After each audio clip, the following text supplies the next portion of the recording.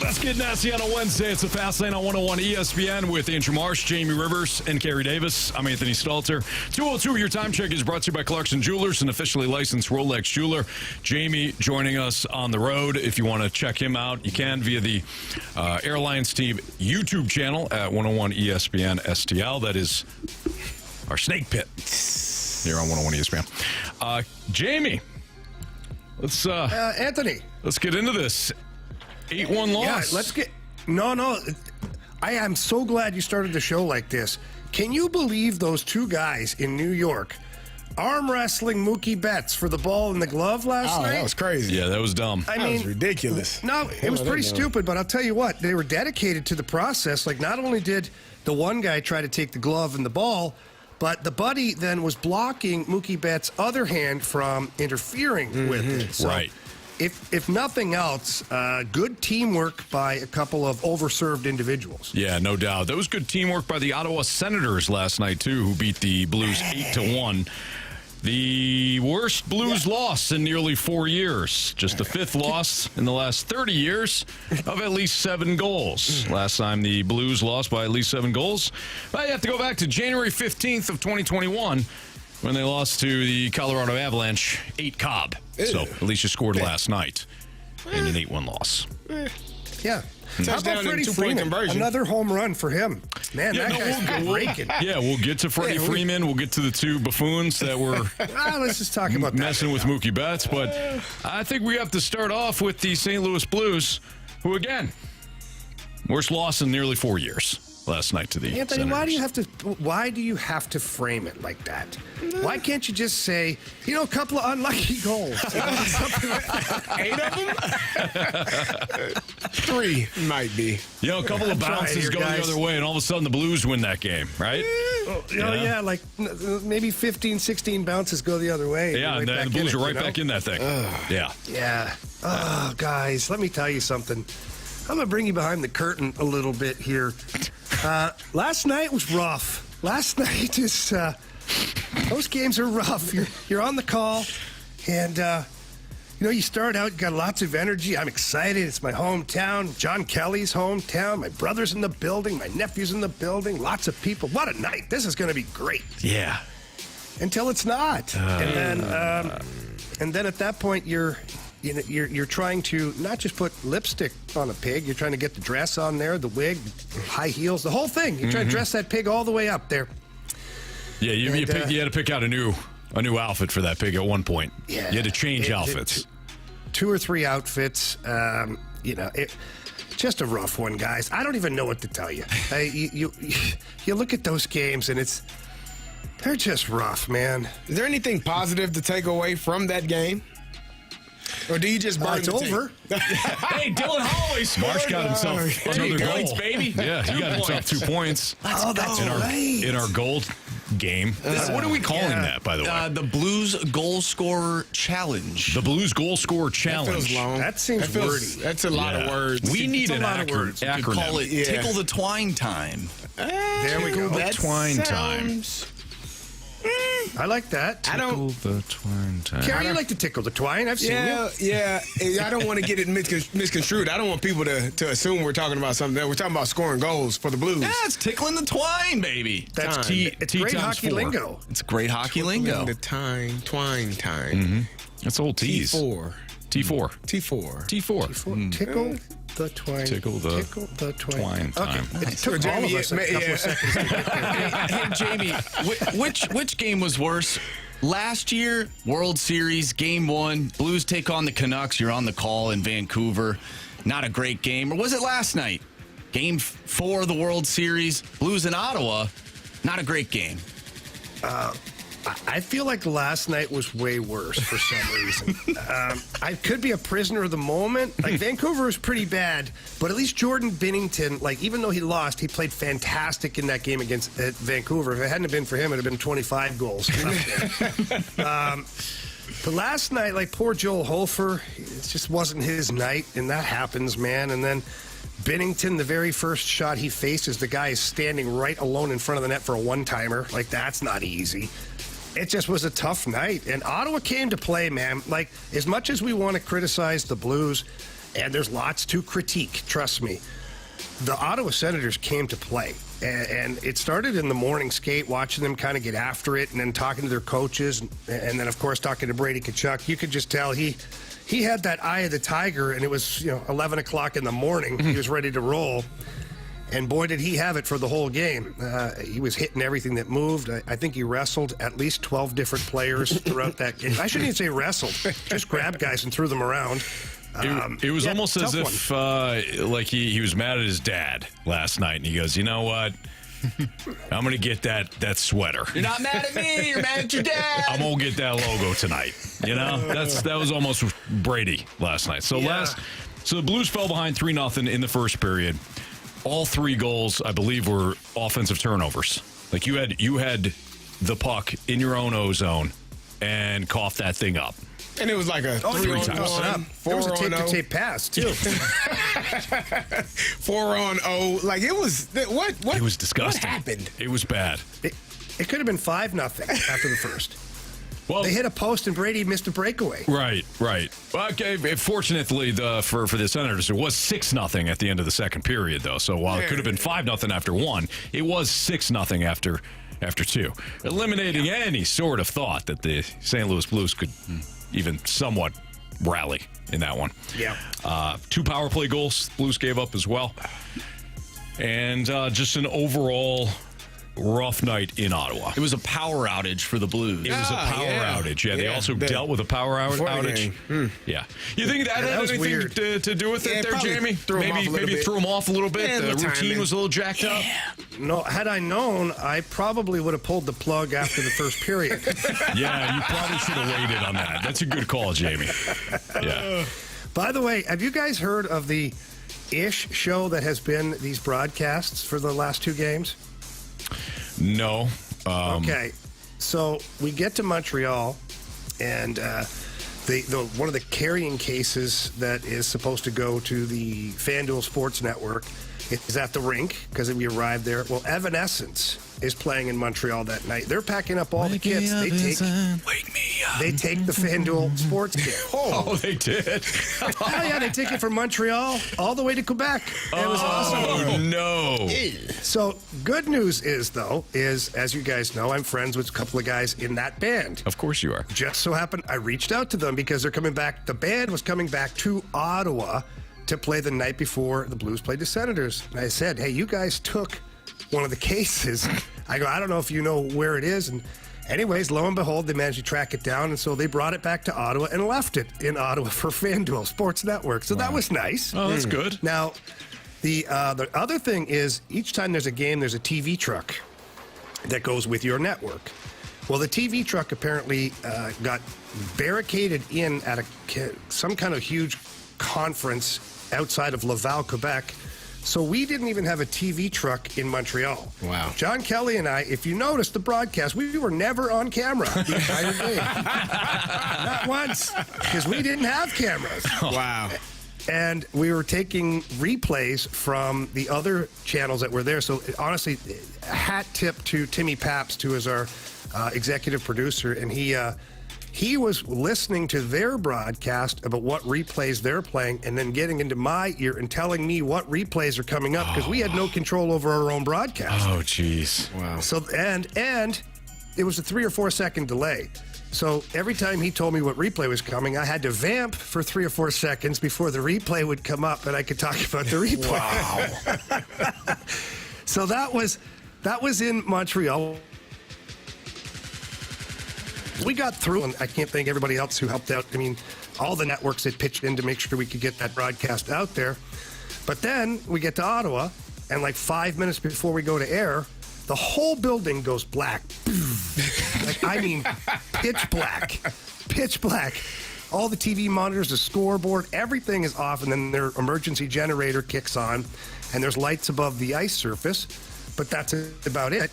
All of our TVs aren't on. The truck apparently is supposed to take the truck like an hour to reboot and whatnot. So everybody's panicking because the puck is supposed to be dropped at 7:05.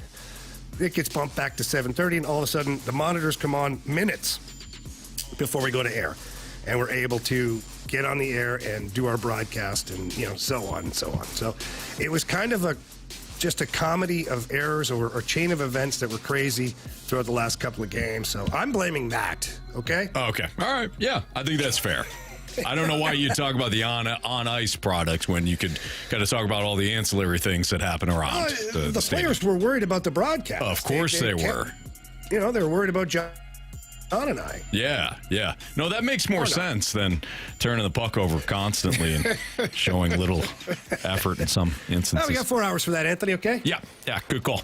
All right, it's Fastlane on 101 ESPN. The Blues weren't the only team last night to have a rough one. The Dodgers had a rough night. Let's talk about how I single-handedly kept the Yankees alive last night, despite not even being in the Bronx. That's next on 101 ESPN.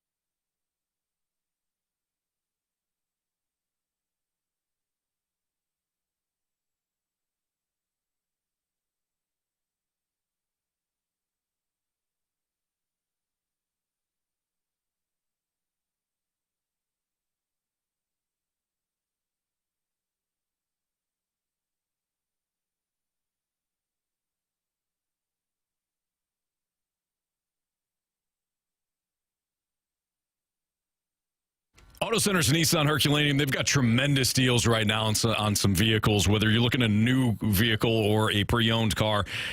They've got them. They've got affordable vehicles that you can finance right now, including the 2024 Nissan Kicks, Sentras, and Versas, all priced below $23,000. So if you're in the market for a new vehicle, or maybe you got a first-time driver and you're looking at cars and you want them to be not only affordable, but you want them to be safe and you want them to be able to be financed, Auto Centers Nissan Herculaneum, they've got you covered. They've also got 2024 Rogues and Altimas starting below $30,000. You can look for massive dealer discounts, upwards of up to $10,000 off MSRP on select models.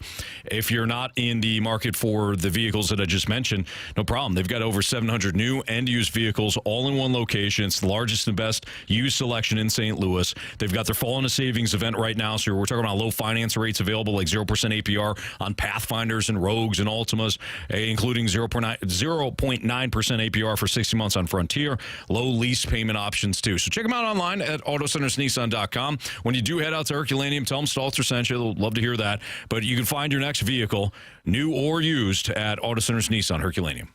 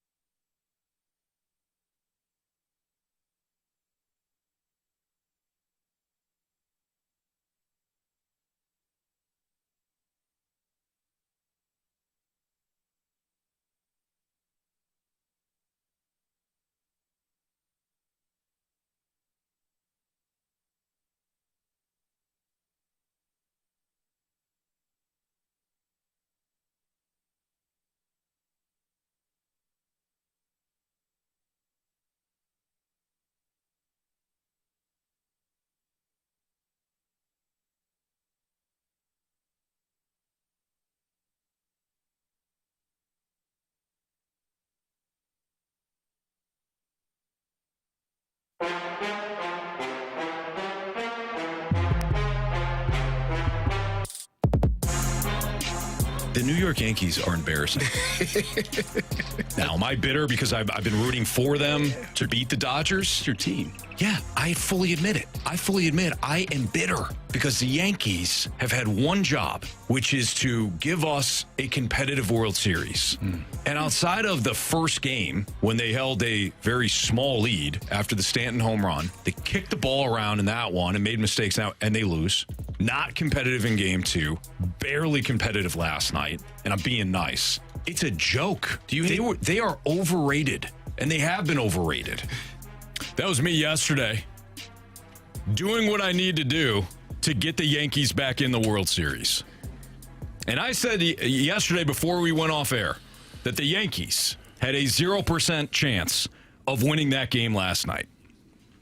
Well, ladies and gentlemen, we now kind of sort of have a World Series. Do we? I wasn't in the Bronx last night, so I didn't hear the cheers, but I'm sure there was a lot of Stalter cheers last night at Yankee Stadium. Because if it wasn't for me dragging the Yankees back in this thing, you don't get what you have last night, which is a 11-4 victory for the New York Yankees. I'm happy for you and your Yankees, but I think it ends there. We'll see, though. Well, it's going to end tonight when the Dodgers bring these fools behind the woodshed. Yeah, I agree. Because you'll get one Yankees, but you're not going to get two. You're not going to get back-to-back. This puppy's still over, and the Yankees are terrible. You doing it again? I don't know what you're talking about. He's trying. He's trying his best. I don't know what you're talking about. Eventually, what he's saying is actually going to be true, and I think that is tonight. The Yankees played a great game, man. They did what they needed to do. They found a way to make some things happen. Volpe hitting the grand slam was outstanding. Like, they did what they needed to do. I would like to remind you all that was a bullpen game for the Dodgers. So they kind of understood what they were dealing with and going up against. Jack Flaherty, we know him well here. He's a pretty good pitcher. He knows the art of pitching. You don't. And so he's going to be good. He's going to be good tonight, and it's going to be fun. Yeah. No? Yeah, you disagree? fun for the Dodgers. Absolutely. Yeah, no, I for the completely Dodgers. agree. Yeah. Jack Flaherty's going to shove tonight. 8 innings. 8 innings. What is wrong with him? Maybe he gives Jamie? up one. Maybe he gives up one hit. Maybe one run. Certainly not going to beat Aaron Judge. If you're the Yankees, and we were talking about this in the office, if Freddie Freeman comes up with runners on base, first base open, you walking him, you pitching to him. Well, I typically take either or get him on base, right? Just don't throw a ball to him. Yeah. Like, why? Why would you do that? Well, I think the Yankees were kind of watching what the Cardinals did in 14 and how they handled Big Poppy, and they said, you know what, that's not a bad approach. Let's take the same approach with Freddie Freeman, who continues to touch seats night after night. Hey, I hit my bet the board pick. What'd you? Oh yeah, you're Freddie Freeman home run. You're at your best when you give up. Yeah, like the Yankees. Like the Yankees. Yeah. But By the way, what is our bet board standings right now? Because I feel like I've been on fire here recently. You and I have completely flipped. I had won like 7 in a row. I think I've dropped 5 in a row. I think you've won 5. Did he win last night? Yeah, he won last night. Yep. The Wild. The Penguins were down. Penguins are up 2-0.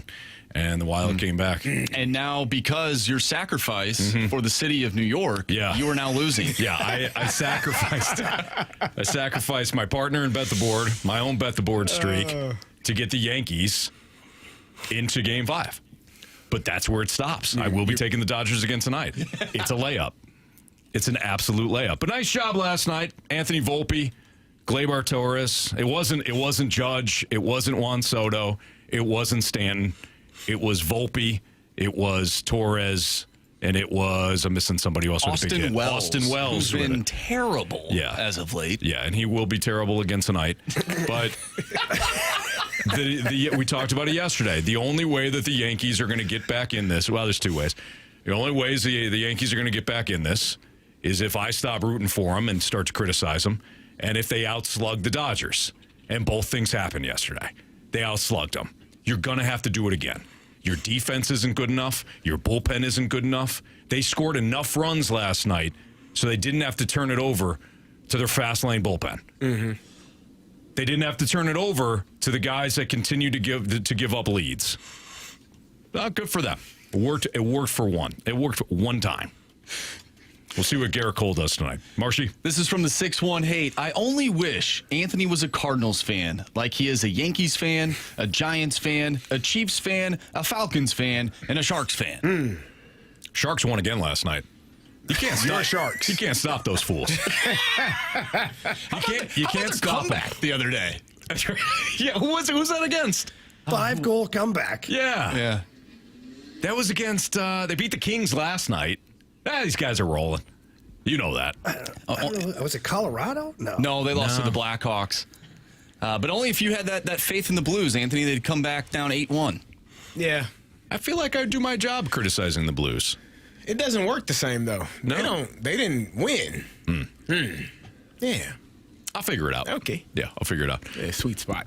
Garrett Cole versus Jack Flaherty tonight. You like Flaherty, Carey? No. I like the Dodgers. So, yeah, I think the Dodgers are going to continue to do what they're doing. I think Freddie Freeman is going to hit another ball out of the ballpark because, like as you said, the Yankees said, the hell with it. We're going to continue to pitch to him regardless of what the situation is, and he's going to hit another one out, and they're going to probably win 5-2. 3-run home run by Freddie Freeman because he's been outstanding. Oh, sorry, Carey. No, you're good. My biggest question is if Garrett Cole is shoving, does Aaron Boone take him out in the 4th inning again? Probably. Yeah, if he's looking good, I think you gotta turn it over. You gotta get him out of there. That's been a dumpster fire. Yeah. You look a little too good, Garrett. We're gonna play these things differently now. I'm just assuming you're not going to be good in the next inning, even though you were great the previous 4. Aaron, Kevin Cash, Boone. That's right. Yep. Yeah, he's following 2 models. He's following the Matheny model to how to pitch to Freeman, and he's following the Kevin Cash model in terms of removing his starters. How about Mookie Betts last night? He was the most impressive human being last night for handling those 2 idiots down the line there with who apparently decided, this is our wall because we're season ticket holders and we can do whatever we want. Mookie Betts' composure was outstanding. Yeah. I think he held on to the glove, too. He held his wrist. Yeah. That was... He has more composure than I would have. Like in that moment. Oh, you're stabbing somebody. I'm getting grabbing a fork out of one of their plates. Something. Yeah. Like, you're grabbing a plastic fork and putting it right to his eye. I'm probably grabbing one of them. Okay, you want the ball. I want you. You come on the field with me. Like I'm probably flipping one of them over with me onto the field, onto their back. Like, why are you grabbing at me? And I get it. You're excited. You're trying to help your team in the best way. But it's a foul ball. Like, you're trying to keep them from catching it. It's ridiculous. Those people should be banned. They were kicked out of the game, but you should be banned for at least a year. Like, you shouldn't be allowed to any Yankee game because that's not what you're there for. Like, it's cool to interact with the players on the field, but don't grab people, don't touch people, because if somebody reaches up there and grabs you and touches you, you'll be ready to sue. Right? So yeah, I didn't like that. I thought that was ridiculous. Yeah, and they're not allowed back for Game 5. Which is the right thing to do. They shouldn't be allowed back for a year. I'm fine with that, too. Absolutely. You think you're part of the game now because you bought a ticket. What if they? What? I didn't mean to cut you off, Jimmy. What if they would have hurt him? Like, what if they bent his wrist back, left wrist or right wrist, as they're pulling at him, and he's now out for the remainder of the series? Like, that's I don't where think they cared. I know they didn't care, but that's where my mind goes to. Like, you're grabbing me. Get the hell off of me. Don't touch me. This is not how this goes, sir. Because because I'm going to grab you and I'm going to become physically violent with you for what I think you're trying to harm me. So that was ridiculous. And then you got a couple other guys like, what's going on? What are you doing? I slap you too. I think they should be invited back for Dodgers batting practice today. But the batting practice will be underneath the tunnels. Out of camera range, and whatever happens. Yeah. I don't hate it. Okay. That's his bowling arm, too. Yeah. He's a good bowler.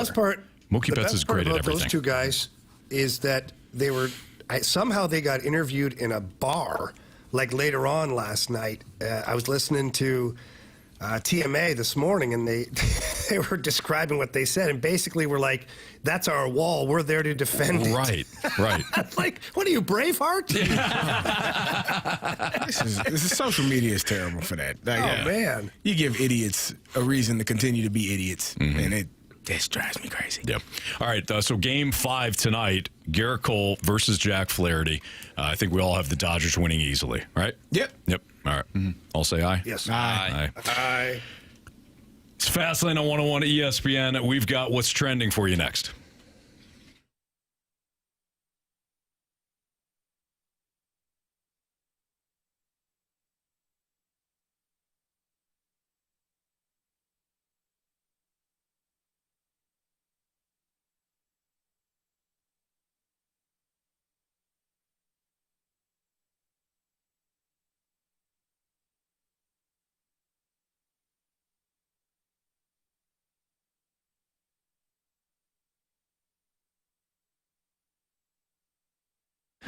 If you're in the market for new windows, whether it is a home renovation, an upgrade, or just simply that your windows are no longer efficient and you need to upgrade because you can feel that cold air coming through in the winter or the hot air in the summer, please call Window World. They are simply the best for less.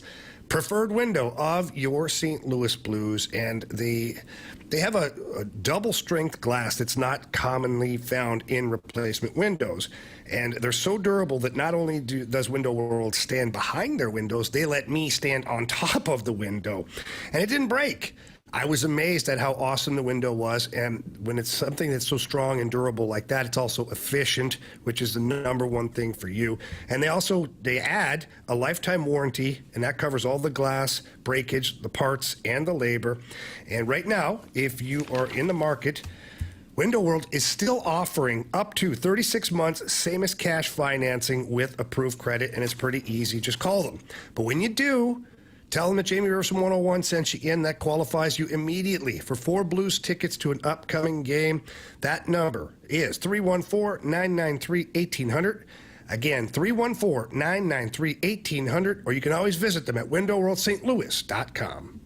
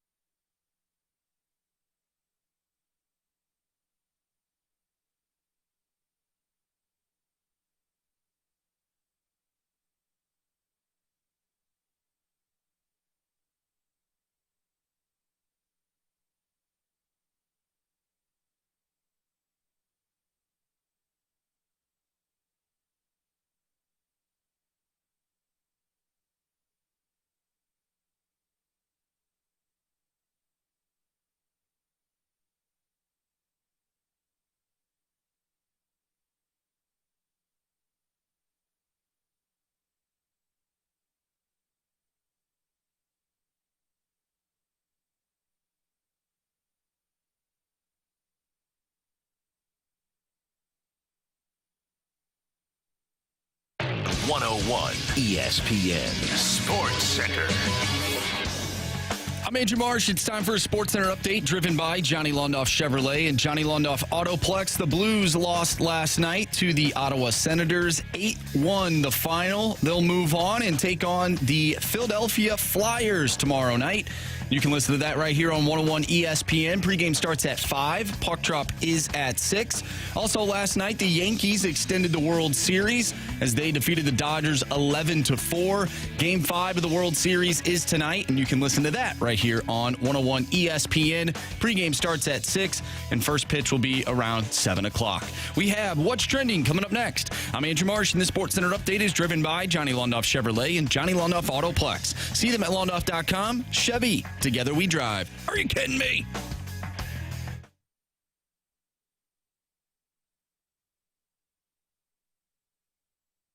It's time to find out what's going on in the sports world with What's Trending Now. Brought to you by Goodwill. Donate a car and get tickets to the St. Louis Cardinals.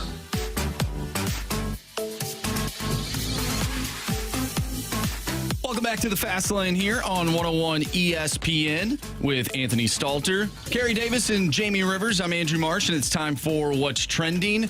Gentlemen, the New York Jets have put Greg Zuerlein on IR, and they add 2 kickers for the Texans game, Thursday Night Football.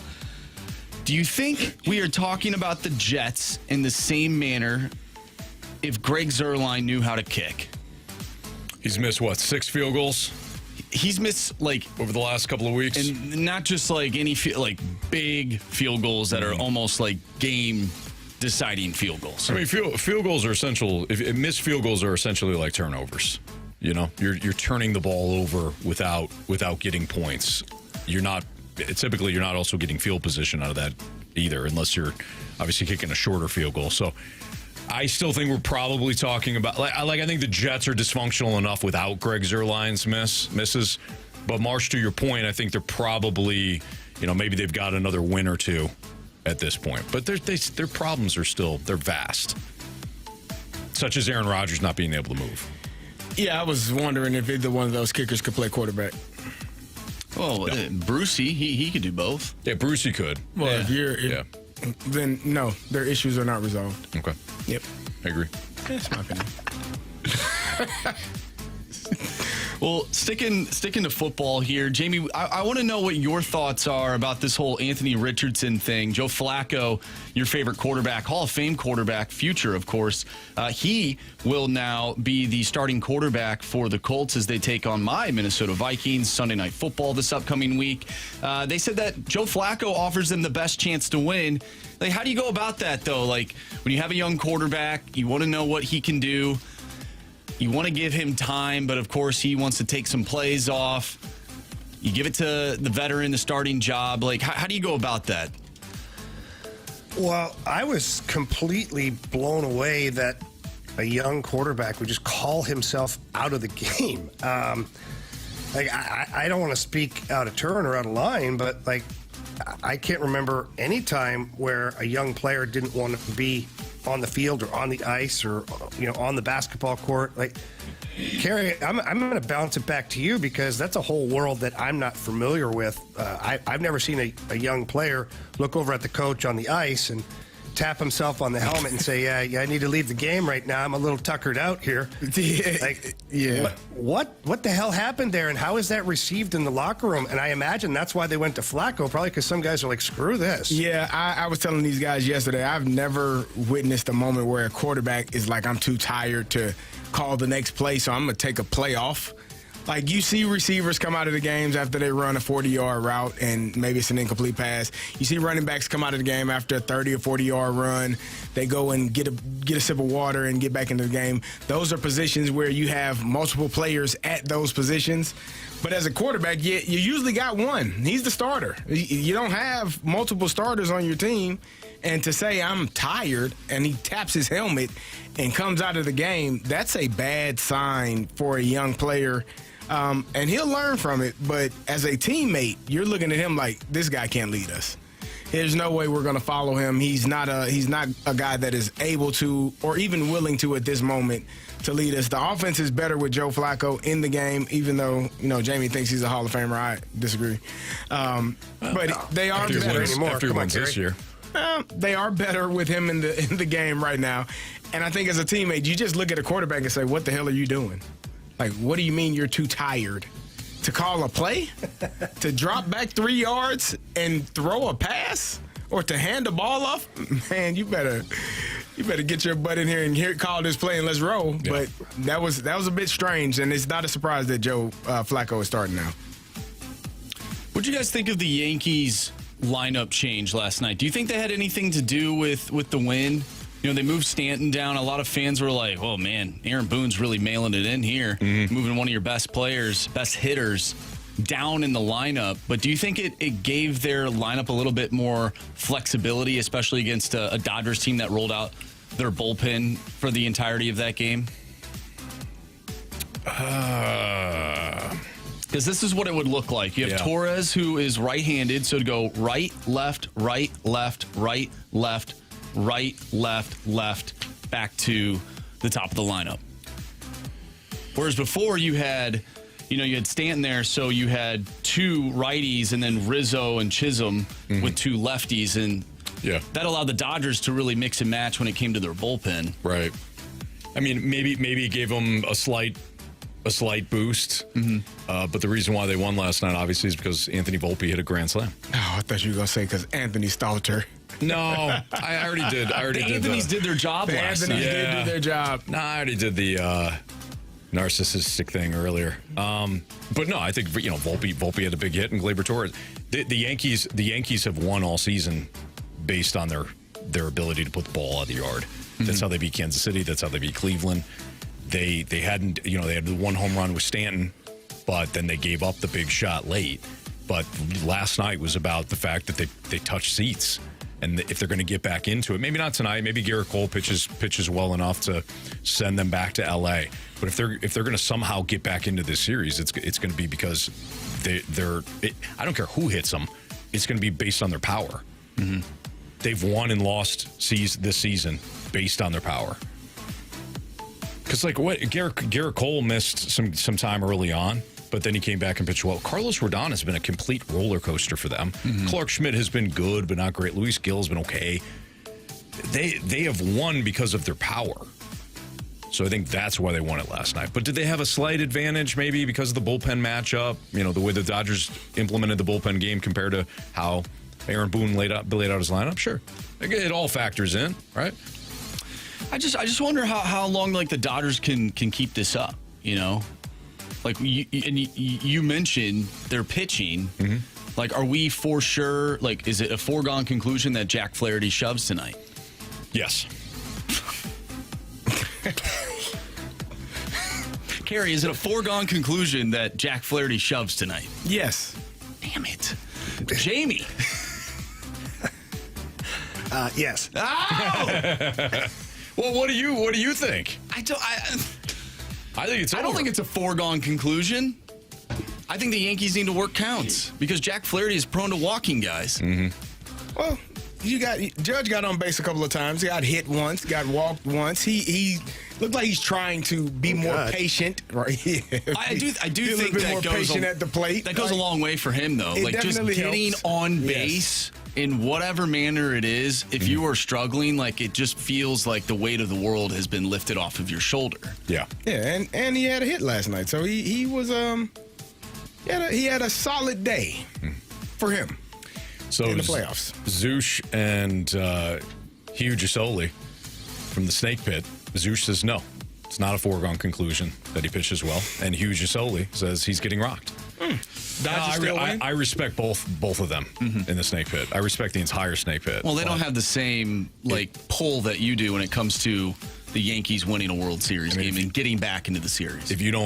Thank you, Marsh. If you don't realize that the Dodgers are going to win this puppy tonight, Freddie Freeman's going to hit yet another home run, Jack Flaherty is going to dominate an overrated Yankees lineup, then I don't know what to say.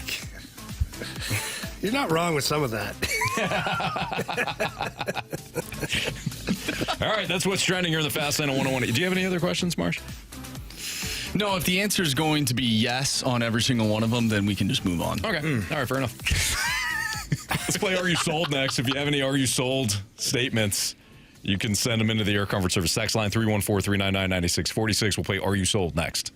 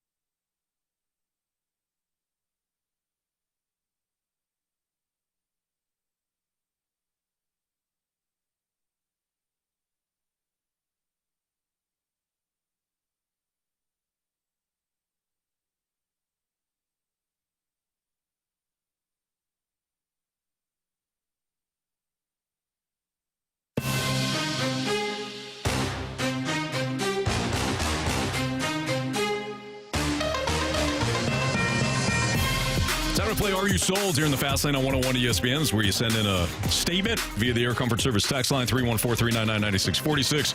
And the guys and I will discuss whether or not we're sold. Pretty basic concept. Basically true or poo, or take it or leave it, or No, it's unique. any other segment that anybody has ever done on radio. Marsh, go. From the 636, are you sold that the Cardinals will move? No. No, I'm not sold. I'm not sold. Because what will make sense for them to move him? It's saving the money. And who's going to take on that contract and allow the Cardinals to get out of the last, 4 years of this deal without having to take on a significant portion of the money? So if they're not going to be able to move him and save money, they'll probably just keep him right where he's at. That's my thought. Anthony, what do you think if the Cardinals were able to move him and eat half of the salary? Because that's still a 50% win for the Cardinals. If they shed 50% of his contract, it's better than the 100% that they'd have to pay if he was here. All right, so you set up an interesting scenario then. So what is the percentage that the Cardinals would be willing to eat? That, I think, is a good question, Jamie. 50%, I see what you're saying. I think 50% if they're able to... $26 million, I think, over the next 3 years would be half. He's 21 and 25, 16 the following year, 15 the following year. Okay. So $52 million over the next 3 years. 26. Take that. Yeah, I can see that. Something in return. Yeah. Maybe I don't even know if they get anything in return. Yeah, I was about to say, maybe you don't Nothing? get anything in return. No, I mean, you'll get something, but it won't be anything of value. Player to be named later, perhaps? I think you'll get a low-level minor leaguer. It depends on you how might much. get a hotel room, right, Jamie? Yeah, maybe a hotel room. Never know. Those come in handy, boys. Yeah, true. Very true. So, no, I'm not sold that they sell him. From the 618, are you sold on Lamar Jackson getting a third MVP, or is Derrick Henry doing the heavy lifting? Nah, you won't give it to a running back. I'm sold on Lamar Jackson getting the MVP. They went out and traded for Deontay Johnson. They obviously needed help in that wide receiver room because of the number of drops. Rashad Bateman is a really good receiver, but he has to be more consistent. Nelson Aguilar, we kind of know what he's been his entire career. There's a viral video about him. Guy that saving a child from a burning house and just went in on Nelson Aguilar, but took his moment to hammer the Eagles and Nelson Aguilar. Yeah, so I think Lamar is playing well. Had some drops in this last game, had some things not go right. I think that if they run the ball, I think he's on his way to another MVP. But I think the Steelers are going to be your division champions, baby. Wow. Yep. Oh, Pittsburgh. Somebody's into the cough syrup. Yeah, I think so. Yep. Got in there early, too, Jamie. Don't judge me. So this next one, we can just assume what Carey's answer will be. But since he brought it up, from the 314, are you sold that Russell Wilson is back and will take the Steelers to their first playoff win since 2016? Pittsburgh going to the Super Bowl. Here we go. Oh, come on.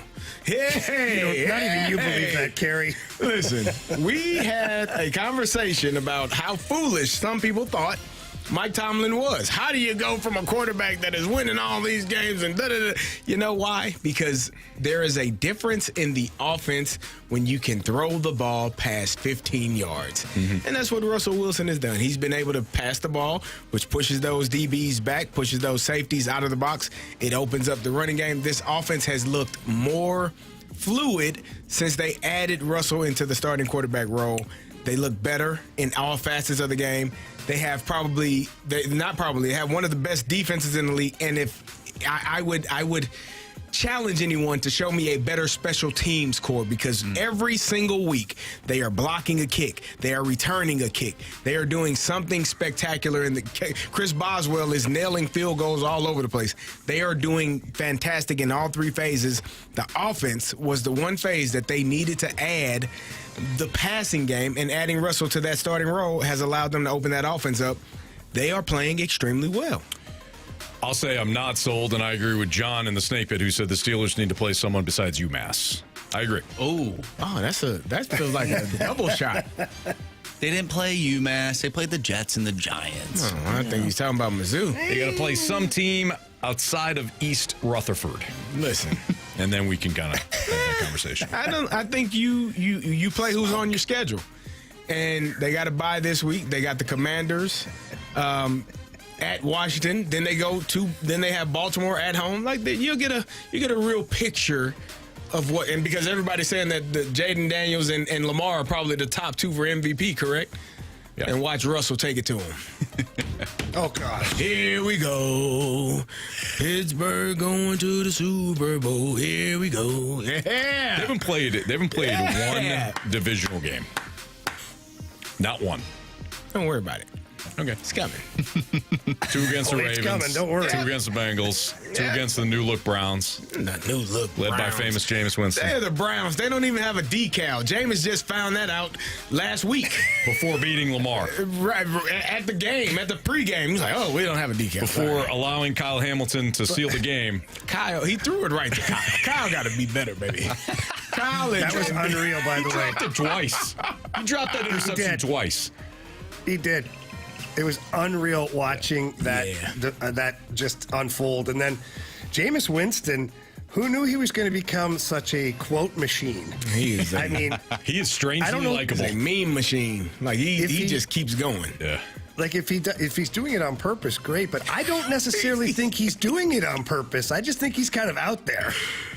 I don't think he is. I don't think he's purposely saying things. No. I think he's just. He's got a unique personality. I was gonna send you all one this morning. He had that I was watching when he was with the Buccaneers. He had this long speech rap hip. It was. And Fitzpatrick was on his team like, yeah, that was a little long. It took us a while to get to where we were going, brother. Did you ever see the one where he was with the Saints where he's talking about how the elbows or the knees and the ankles? Yes, that one's great. Yeah. It's all symmetrical. Yes. No, I didn't see that one. He's like, there are like Gerald McCoy and Deshaun Jackson were talking about when he ate the W. Like they were in that huddle. Yeah. Like you got to see that one as well. Like there are eating W's, baby. Is it as good, though, as the 636 texted in? Walk in your trap, take over your trap. Yeah. No cap, Anthony. no cap. Hey, man, you got to get him fired up somehow. And he did. Beat those creamsicle-looking fools.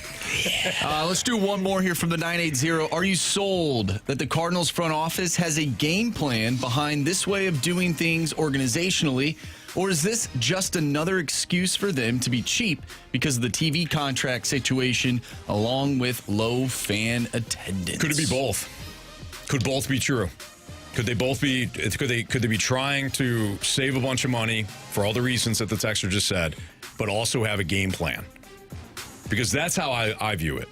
I think they're trying to go the developmental route because they know that what they're doing isn't working, and they also, let's be real, they want to save money following the TV deal and that mess, and even COVID. You know, they shouldn't be crying poor, but they want to make money, they want to save money, all that. But I also think they have an approach to get back to like the developmental aspect of it. So I think it's both. That's my take. All right. That is Are You Sold here in the Fast Lane on 101 ESPN. Is it difficult? And by the way, we're doing Blues grievances. So if you want to send in your Blues grievances following the 8-1 loss to the Senators last night, Jamie blamed the power outage and some other factors, the TV issues. I mean, look, I think there's a lot of things that happened last night that go beyond what we saw on the ice, Jamie. It's a little early for this. Blues grievances. Leave us a mic drop. It's a 500 team, people. Yeah, I agree. Yeah, if you got a Blues grievance, send it in via the mic drop feature on our 101 ESPN app, and we'll play them throughout the course of the show today. We'll revisit this. But when it comes to the identity of a team, What'd you say, Jamie? Nah, we're all right. We don't have to. No, we'll play them. Yeah. No. That's a pancake breakfast. We do it every month. I told you Marcy, all. I'm going to Venmo you. Don't play them. I told you all what I was going to do. All right, we'll Stay scratch even that keel. off. Yeah. And you Not have too been. high, not too low. I'm not 8-1, 10-1. Yeah. Either way. Harry, this isn't for you. It's for them. Yeah. It's, Yeah, it's exactly. Like Blowing Jamie off said. steam here. Right. it's one loss. Blues fans want a voice, and we're going to give them that voice. That was 2 losses in one game. It was. It only counts Couple with for the one. Montreal Might loss. Did you give them a 5 spot in that one? Yeah, you're talking about 13 goals given up in the last 2 games. Who's counting? I am. I just did. So we're going to give Blues fans an opportunity to air out their grievances. Okay? Now enough. All right. I apologize. We'll also talk about the Mr. identity and how difficult it is to have an identity if one of your best players is down. That's next on 101 ESPN.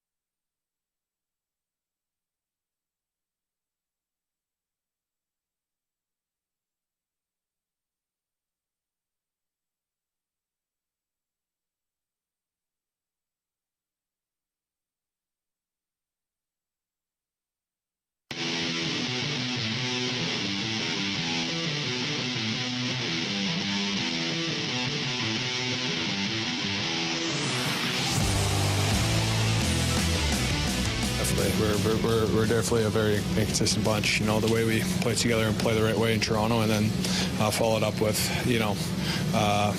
2 poor games back to back. this league's tight, it's competitive, and you got to come out with an honest effort each and every night and give yourself a chance to win. And so far through, this past couple games, it just hasn't been great.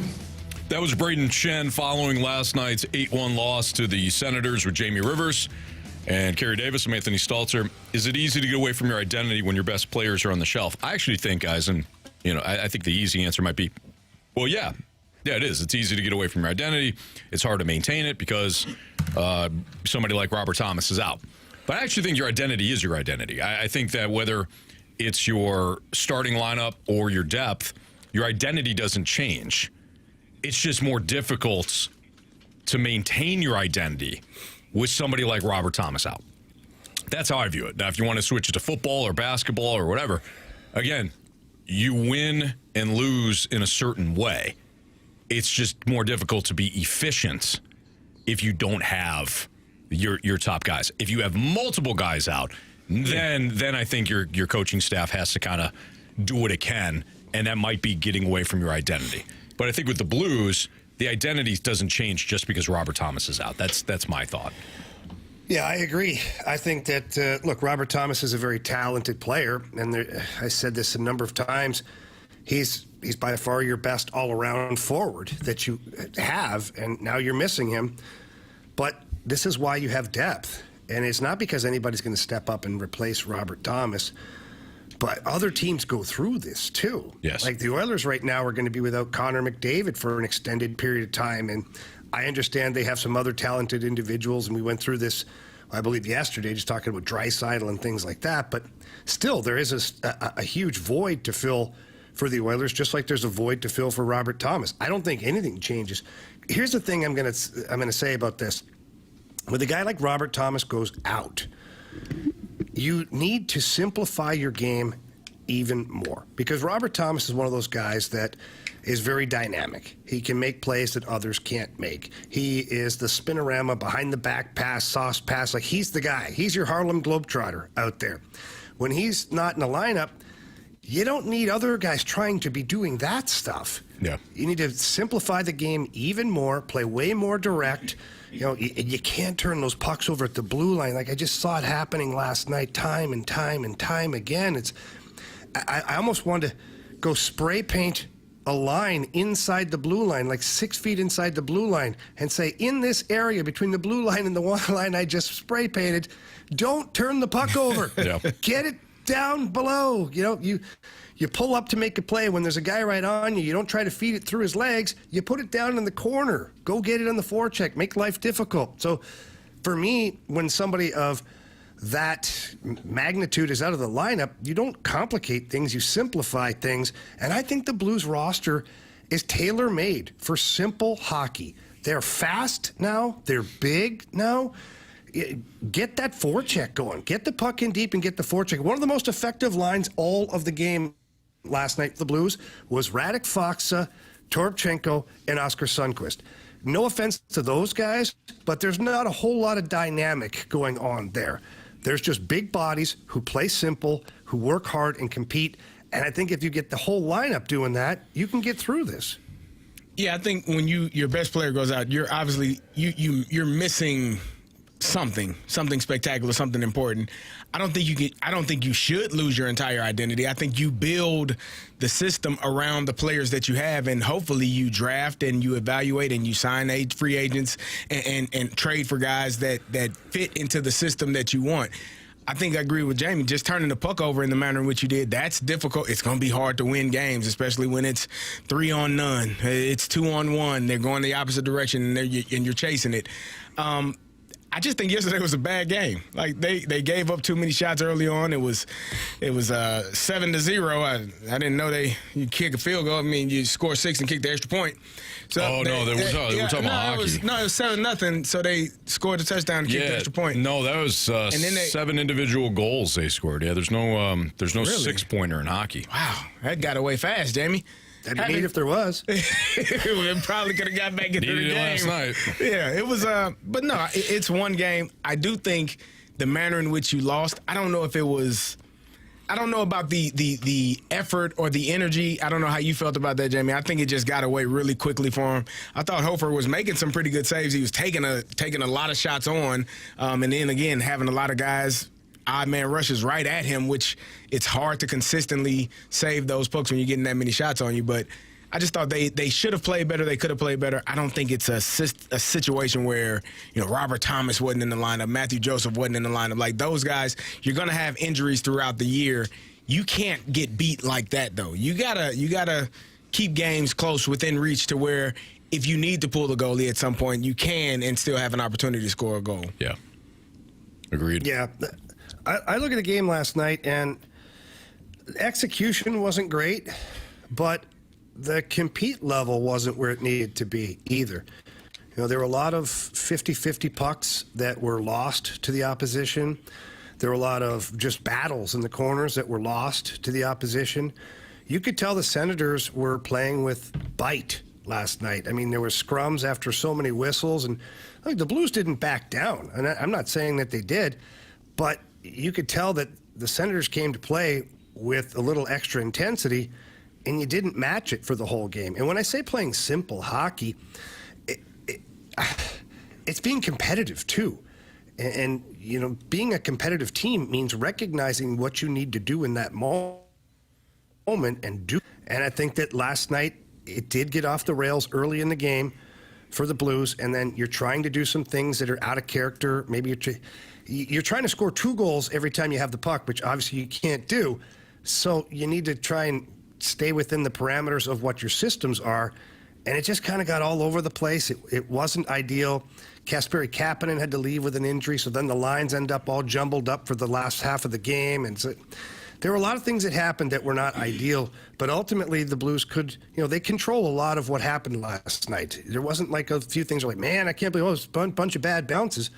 No, the Senators created those bad bounces, and you gave them that opportunity because you didn't play the game that you're accustomed to playing. Jamie, do you think the new guys that have come in have looked the best on this team so far? And if so, why is that? Well, I look at Philip Broberg. He ends up with an assist last night, even on the night. So how the hell he did that, I don't know. You got to play the whole game, Jamie. Well, he played a lot, too. Yeah, just let him out there. 60 minutes.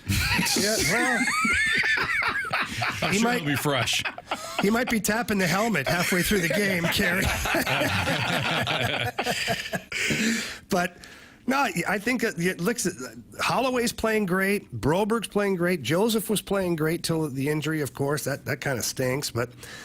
Yeah, but that's why you went and got those guys. Mm-hmm. That's why Army identified that those are the types of players he wants, because they're guys that can drive the bus. They're guys that can drive your team and create that competitive environment. Some of your usual guys here, your former players or your guys that have been here for an extended period of time, they have to start bringing the same intensity and the same thought process as some of these guys. And I think, I don't want to overreact because of the horrible game in Ottawa, and I understand it comes on the heels of the game in Montreal as well. Those are 2 bad games. If you win tomorrow night in Philadelphia, it's a 500 road trip where you're on the road for, 9 days? It's not an easy thing to do. Then you get a nice little home stand, and hopefully you can string some games together. So, yes, the new guys are playing well, and I'm so happy that they are. That just goes to prove that Army made good choices in the offseason and got the right guys. That's Jamie Rivers, and Jamie has his NFL Week 8 game notes for us next here on 101 ESPN.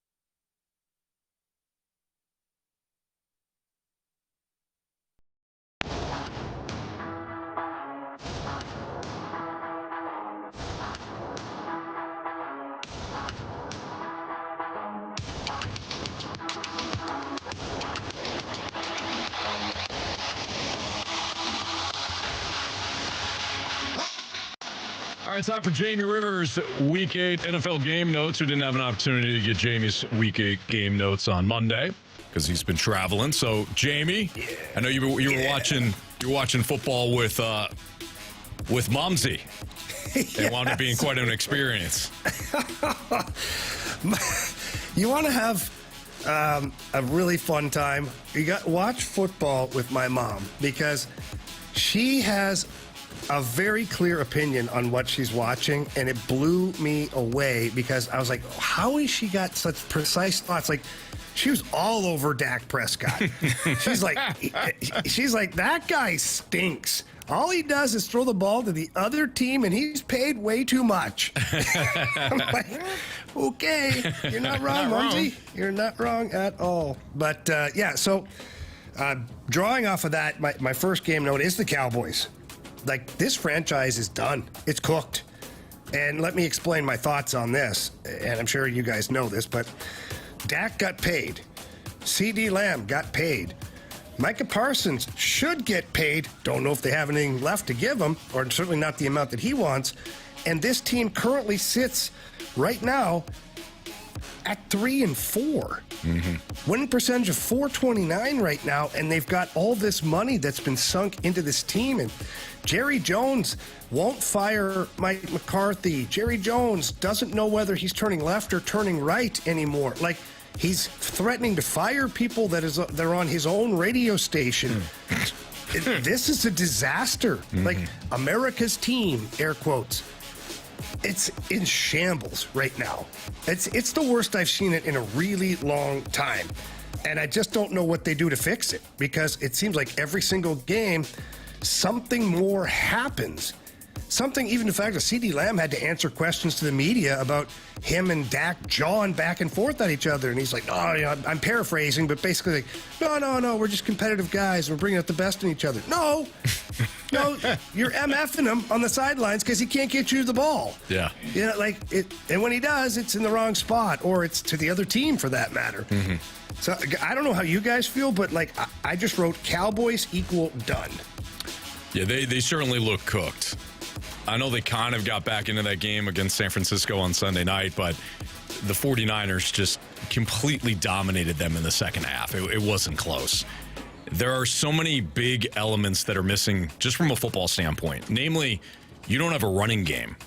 So you can pin a lot on Dak Prescott if you want, but there's no balance to the offense. The defense has gotten worse by proximity because they're on the field more, or they're put in bad spots, or they're dealing with a lot of defensive, the injuries. I know Micah Parsons and some of the other guys came back for the 49ers game, but that side doesn't look good. So you look at the roster and the way it was constructed, and Jerry Jones did a piss poor job. And he's trying to say, well, if you pay some guys, then you won't have the cap space for other people. You're right, but you still made decisions to not only pay Lamb and Dak, but Brandon Cooks and some of these other guys. Every time you pay somebody, you're making a decision to use that money on that player as opposed to, I don't know, Derrick Henry. So you made those choices. It's not like, we just don't have enough cap space. You don't have enough cap space because you paid the wrong guys. Because you didn't manage the cap properly. Correct. Yeah, it's not like the money just left. Right. Like, we didn't know. The NFL stole it. No, you didn't spend it wisely. Right. Yeah, they're not good. I don't know why they're not good. Yeah. They're struggling, offensively and defensively. All right. Yep. I agree. Well, Mumsy is agree. correct. Let's stay hot then. My next one is Jets equal fast laned. And this just, I don't even know. I don't even know where to begin. Aaron Rodgers looks like he's 107 years old out on the field right now. Yet he keeps telling the media and the fan base that he feels great and he's got lots of football left in him and we're right there. No, you're not. You're not there. You're not even close, bro. Like, it's painful to watch. And let's just go through a couple things here. They traded for Hassan Reddick, apparently with the promise of offering him a multi-year deal or something. Somehow, some way, it got miscommunicated, and so he's sitting at home, and they don't have that player. So that was like, okay, all right, that's the first thing. Next, you've got Aaron Rodgers that basically said no thanks to the head coach. Don't touch me, don't hug me, don't come near me. Actually, in fact, don't even call me. In fact, block my number. Please don't talk to me. So he got him fired. Then we go and trade for Davante Adams, the savior. He's coming in. Well, poor Davante Adams, he's being reunited with an Aaron Rodgers that's just not Aaron Rodgers anymore. No. And I don't even know if Davante Adams is Davante Adams anymore, for that matter, because Aaron Rodgers brought the whole gang back together. The problem is the gang was really good 7-8 years ago. Not sure about anymore, but they keep running it back, and now they've got a new head coach in place that looks like he's completely lost as well. They've got Nathaniel Hackett, who they brought in for Aaron Rodgers, that they don't let him basically. They're doing the Michael Gersh thing. No, the other guy, Bruce Arians. They give him a headset, but it's not plugged in. Right. He's not talking to anybody. Yeah, anymore. you can look like you're coaching something, but you're not going to be. Yeah, they're giving the Russell Wilson kit. You can stand on the sidelines, but you're not part of it. You know? Until you're part of it eventually. So I wonder where the Cowboys, where do they go from here? But the Jets, where the hell do they go from here? Because they have completely pot committed to Aaron Rodgers, all his little buddies, and now they're like screwed. 100%. It's funny. I saw a meme on Instagram, and it was Tom Hanks from Castaway. And it was the scene where Wilson starts to float away from him. The volleyball starts to float away from him. And it's Tom Hanks, and they say, Jets fans over the top. And he's shouting, Wilson! And it's Zach Wilson's head floating away. I'm sorry, Wilson. I'm sorry. They also flashed the Jets winning percentage under Aaron Rodgers and Zach Wilson. It's higher under Zach Wilson, believe it or not. Man. I mean, fewer games for Aaron Rodgers. But, yeah, this is how bad it is. You're right, Jamie. And I almost think that the media was a step behind Aaron Rodgers' downfall because of the Jets trade. I've talked about this before. With his last year, I didn't think he played well. And then he only got older, and of course the injury last year. But the media is like, oh, man, he could be the savior for the Jets. If he's good, but he's gotten worse. He's older, he's got the injury, he's slow. Apparently he's using cayenne pepper and water to like heal his wounds now. Did you see that? Oh, no. He's using like a mix of cayenne pepper and water to like straighten out his hamstring issues. Well, I have heard. Guy's weird. Whatever. Guy's he's lost the touch, everything, and I'm here for it. All right. Good for him. My last one's the Detroit Lions. Guys, for a couple of years now, I've been watching Dan Campbell create this environment, this culture, this team, whatever buzzword you want to use. And I thought, they're really good offensively. The defense stunk last year. Dan Campbell ruined a couple of games with his courageous calls, we'll call them, or brain dead calls, whatever they are. Yeah. But I'm starting to think that the Lions could be the team to beat now. And I know the Chiefs are undefeated. I get it. But you watch the Lions play, and Bill Belichick was on, I forget what show now, maybe the Pat McAfee show, and he basically said, you can't stop the Lions' offense. He's like, they have too many weapons. The play designs are incredible. Somebody's always open. If the Lions don't score points, it's because they made a mistake, not because something wasn't available. And for Bill Belichick to say that, Anthony, as you know, he's a defensive-minded guru. Mm-hmm. What he does is figure out how to stop good offenses. Yep. And right now he's got no reason to be lying because he's not coaching anybody right now. Yeah. And he's saying that that's a very almost unstoppable team. Then Dan Campbell is at a press conference, I think it was yesterday, maybe the day before. It's all kind of blurry right now. Mm-hmm. But they ask him, is there a trade that's in the works?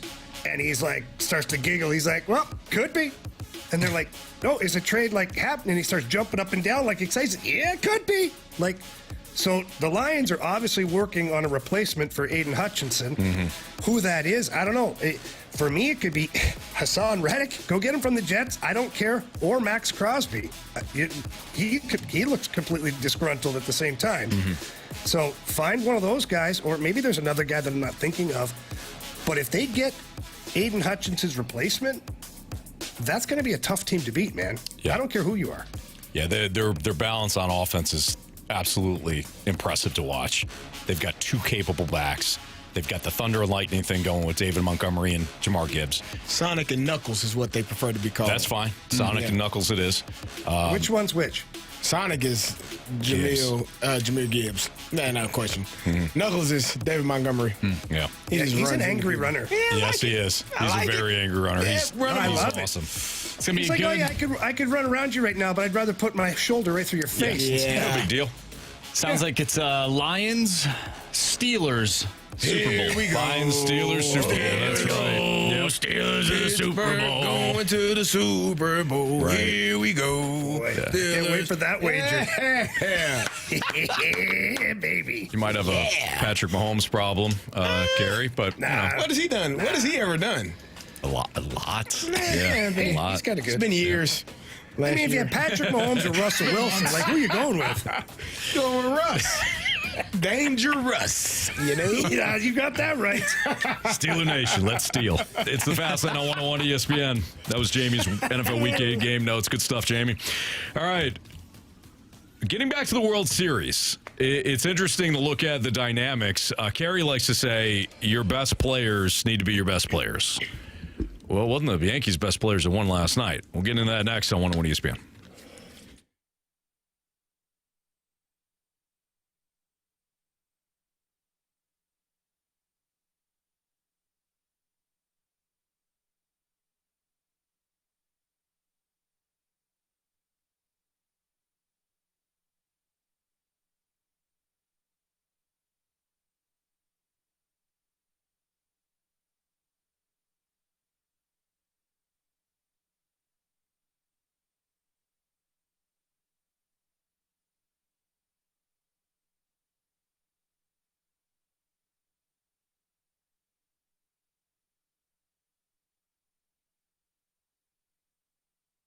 I can't recommend Happy Roof any more than I already have. They are fantastic. I highly encourage you to call Happy Roof if you're dealing with any sort of roofing issue, or if you just need your current roof replaced. Maybe you're looking to sell your home and you want to replace your roof. Well, the Happy Roof Company, they've got a 10-year labor warranty on all shingle roofs, over 50 years of combined experience in roofing, siding, and gutters, and they don't chase storms. 100% of their market is in St. Louis and the surrounding areas.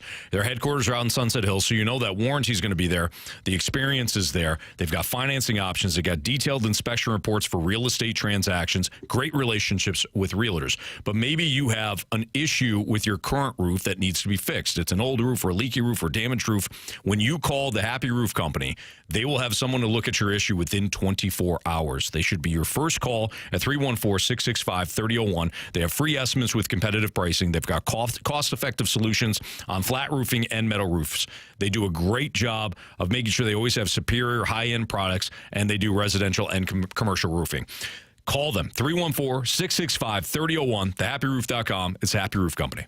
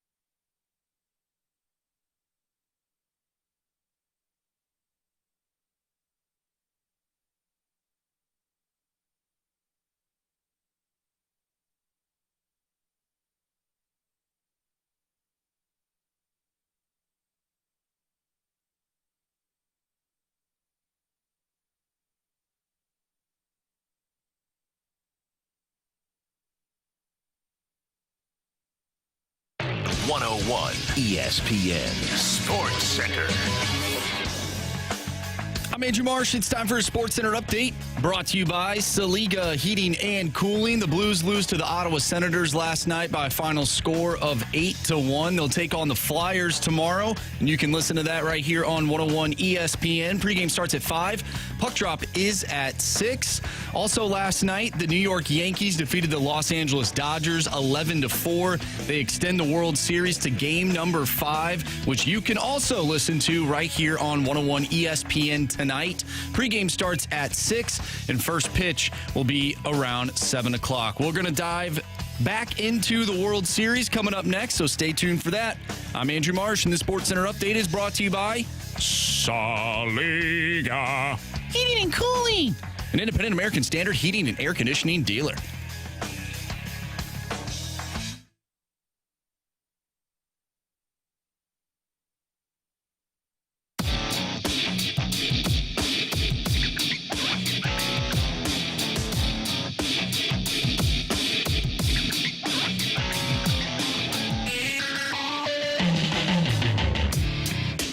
New York Kid, bases loaded, 2 out. Breaks the ball, deep left field. Volpe with redemption. Anthony Volpe with a grand slam last night to help the Yankees win Game 4 of the World Series. That means they avoided elimination, and now they'll play Game 5 tonight. It'll be Garrett Cole versus Jack Flaherty. It's Fastlane on 101 at ESPN. So, Carey, you've often said your best players need to be your best players in these clutch moments. And you've been right about certainly most teams, and the Dodgers being one of them. Freddie Freeman's one of the best players for the Dodgers. Well, he's homered in every single game in this World Series, including last night when he had another 2-run shot in the first inning. But it certainly wasn't the best players for the Yankees that won it last night. It was Anthony Volpe, who's been one of their good young players and an emerging talent, but he's not Judge, Soto, or Stanton. It was also Austin Wells who had a home run, and then Gleyber Torres. And Torres has been on and off one of their, top 4 or 5 players too. I don't know at this stage in baseball if your best players necessarily need to be your best players. I just think somebody needs to get hot. So I think that yes and no. Like I think you can have a moment like last night where your non-best players help you win a game. But to win a 7-game series, it's going to be damn near impossible for the Yankees to win a 7-game series if Aaron Judge, Juan Soto don't show up. Like, that's just – I think that's – in order to win a championship, your best guys got to be there. They got to be able to make plays, whether that's getting on base or making big plays in the field or – whatever the case may be, in order to win that championship, I think that the best players have to play. And for the for the Dodgers, Freddie Freeman has been one of those. He's a former MVP. He's done a great job. Mookie Betts has been really good, both in the field and at play. He made that catch where the ball was taken out of his glove, but he made another play in the field where he held Jazz Chisholm to a single on a ball that was smoked. He turned over both shoulders, caught it on the carom right off the wall, and was able to throw it to second and hold him to a single. So he's doing his job in the field as well. Like, I think you have to have, in order to win a championship, I think the best players have to show up when the lights are the brightest. If Aaron Judge and Juan Soto go 1 for 4 again and Volpe doesn't hit a grand slam, you're probably losing because that's not necessarily – you can have guys that become stars. Jeremy Pena comes to mind a few years ago with the Astros. Like, you can have guys that show up. David Freese, another one, that show up in the brightest moments. Cody Ross. But you still have to have – those superstar players doing what they do and showing the reason why they get paid the most money. Yeah, I totally agree with Carey. You can get hot for a game or two. Like, even if you go back to, like, David Freese, that whole thing, what was it, 2 games, really, where he got really hot? He made a huge difference. Like, he had a good World Series, but it was the 2 games that we remember were like, oh, wow. And that's all we'll remember. Yeah. So it's like, when I look at the Dodgers, Freddie Freeman is shoving right now. Ohtani, up until he blew out his shoulder, popped it out. Like, he had started to get hot again, too. So that's more than one guy that's part of your star package at that point. Mookie Betts as well. Like, these guys have some dudes. The Yankees have dudes, too, but their dudes aren't doing anything right now. And that's the problem. So I think that the best way to put it is, yes, the off-brand guys can win you a game, but your stars win you series. And even if it's a pitcher, it doesn't have to be a bopper. It could be a pitcher. Like Garrett Cole, he shoved, he had a great game. So you look at that, okay, he can win us a game. Now, you got to leave him in the game a little bit longer for him to actually just close it out. But I don't know what the hell you were saving him for. But that's not my decision to make. That's Aaron Boone. That was his mistake. But I think that, yes, I think your star players win you championships. Just go back to any sport. Patrick Mahomes, for the last couple of years with the Chiefs. Who won the Stanley Cup last year? I forget Panthers. now. I'm drawing a blank. Oh, Panthers. Yeah. Look at that. Barkov, Matthew Tkachuk, Bobrovsky. Yeah. Those are the guys that carried the ball over the goal line for you. You know, so I think that your star players drive the bus. I think in other sports that has to be the case. Like if Patrick Mahomes doesn't have a big playoff, the Chiefs will not win the Super Bowl. Matthew Tkachuk having a horrendous Stanley Cup, Panthers very unlikely to win the Stanley Cup. I think in baseball, more times than not, your best players do shine, but less so. I think in baseball more than the other sports, you can get one of these ancillary players to catch fire and win you a series. I don't think it's just a one game. Like if Anthony Volpe gets scalding hot and the Dodgers cannot get Anthony Volpe out, baseball is goofy enough over the course of 7 games where the Yankees could come back all the way back just because Anthony Volpe got hot. We've seen this before. We've seen this with Cody Ross. We've seen this with David Eckstein. We've seen this with, Freese was the NLCS MVP, so it's not like he had a good postseason. But I think in baseball, because the game is so streaky, you can get one of these, I don't want to call them role players, but your non-star players catch fire, and you can win a damn series. I think it's, I didn't mean to cut you off, Jimmy. I think it's easier to also negate that, though, in baseball, because if you say a guy is hot, we'll pitch around him. Like, we're joking. How's that worked out for the Yankees? They haven't pitched around Freddie Freeman yet. They're pitching directly to him. Here, Freddie, here's another one off the tee. Oh, he's bound to get cold. How far you can hit it. You can pitch around him. Teoscar Hernandez, he won the home run derby. Let's see if you can hit one out, because I know damn sure the guy in front of you can. So if Volpe is the one that gets hot, then you do. But when you have Juan Soto and you have Aaron Judge right after him, I can't pitch around Juan Soto if Aaron Judge is doing the things that he has done all season long. Baseball and that's why those guys are batting where they are in the lineup. And then you have Jazz Chisholm or you have Stanton. Like, you got guys that can help protect those guys. Volpe batting at the back of the lineup, at the bottom of the lineup, okay, if he gets hot, probably nobody on in front of him, hopefully, and if he does, we'll walk him or pitch around him and bat and face the 8th or 9th hole batter. Like, there are ways to get around it, but if you are in that lineup, like, you can't pitch around Shohei Ohtani because Mookie Betts is right after him. You can't pitch around Mookie Betts because Freddie Freeman is right there. And if nobody's on, I probably would pitch around Freddie Freeman and go to Teoscar Hernandez. But there are ways around it. But when your superstars are playing at an elite level and the way that they need to play, it makes it difficult for that opposing team to find a way to win. Yeah. Sounds like a real Stalter's choice. It is a Stalter's choice, but I think there might be 2 moons out tonight, because I'm going to say that I agree with Carey Davis again. Hey! We don't really agree on a lot of things. But just if you want to isolate Aaron Volpe, because he's the man of the moment, right? He also had guys on base in front of him. If one guy gets hot, it's a big deal. Like, even if he hits a solo home run, it's 1 run. It takes more than the one guy. You need to have other guys get on base in front of him. And then if you're dumb enough to continue to pitch to that guy and he's raking, then you deserve to beat Mike Matheny and the Cardinals against David Ortiz and the Boston Red Sox. So I think that one guy can certainly help your team, but you need other guys around him, and especially your star players, to do some kind of damage. Matt H. in the Snake Pit said, he goes, Anthony, what happened to your Dodgers sweep? Oh, did I get that one wrong? You're terrible. Did I get that one wrong yesterday? Don't win in 5. Oh, there's no chance Yankees win tonight. It's over. Oh, gosh. So, Wow, your dad has you doing this, doesn't he? like you said, like you guys said, Anthony Volpe can't carry you. And Aaron Judge is a ghost. What is wrong with you? You enjoy this, don't you? I really do. I really do. Yeah, it's fun. Right. It's kind of fun. There's something sick about it. Yeah. It's like he It's enjoys. totally twisted. Yeah. It really is. He enjoys doing it and then being proved. I knew it was me. Yeah. See, Here's Kind of what- sick, isn't it? Here's what I picture.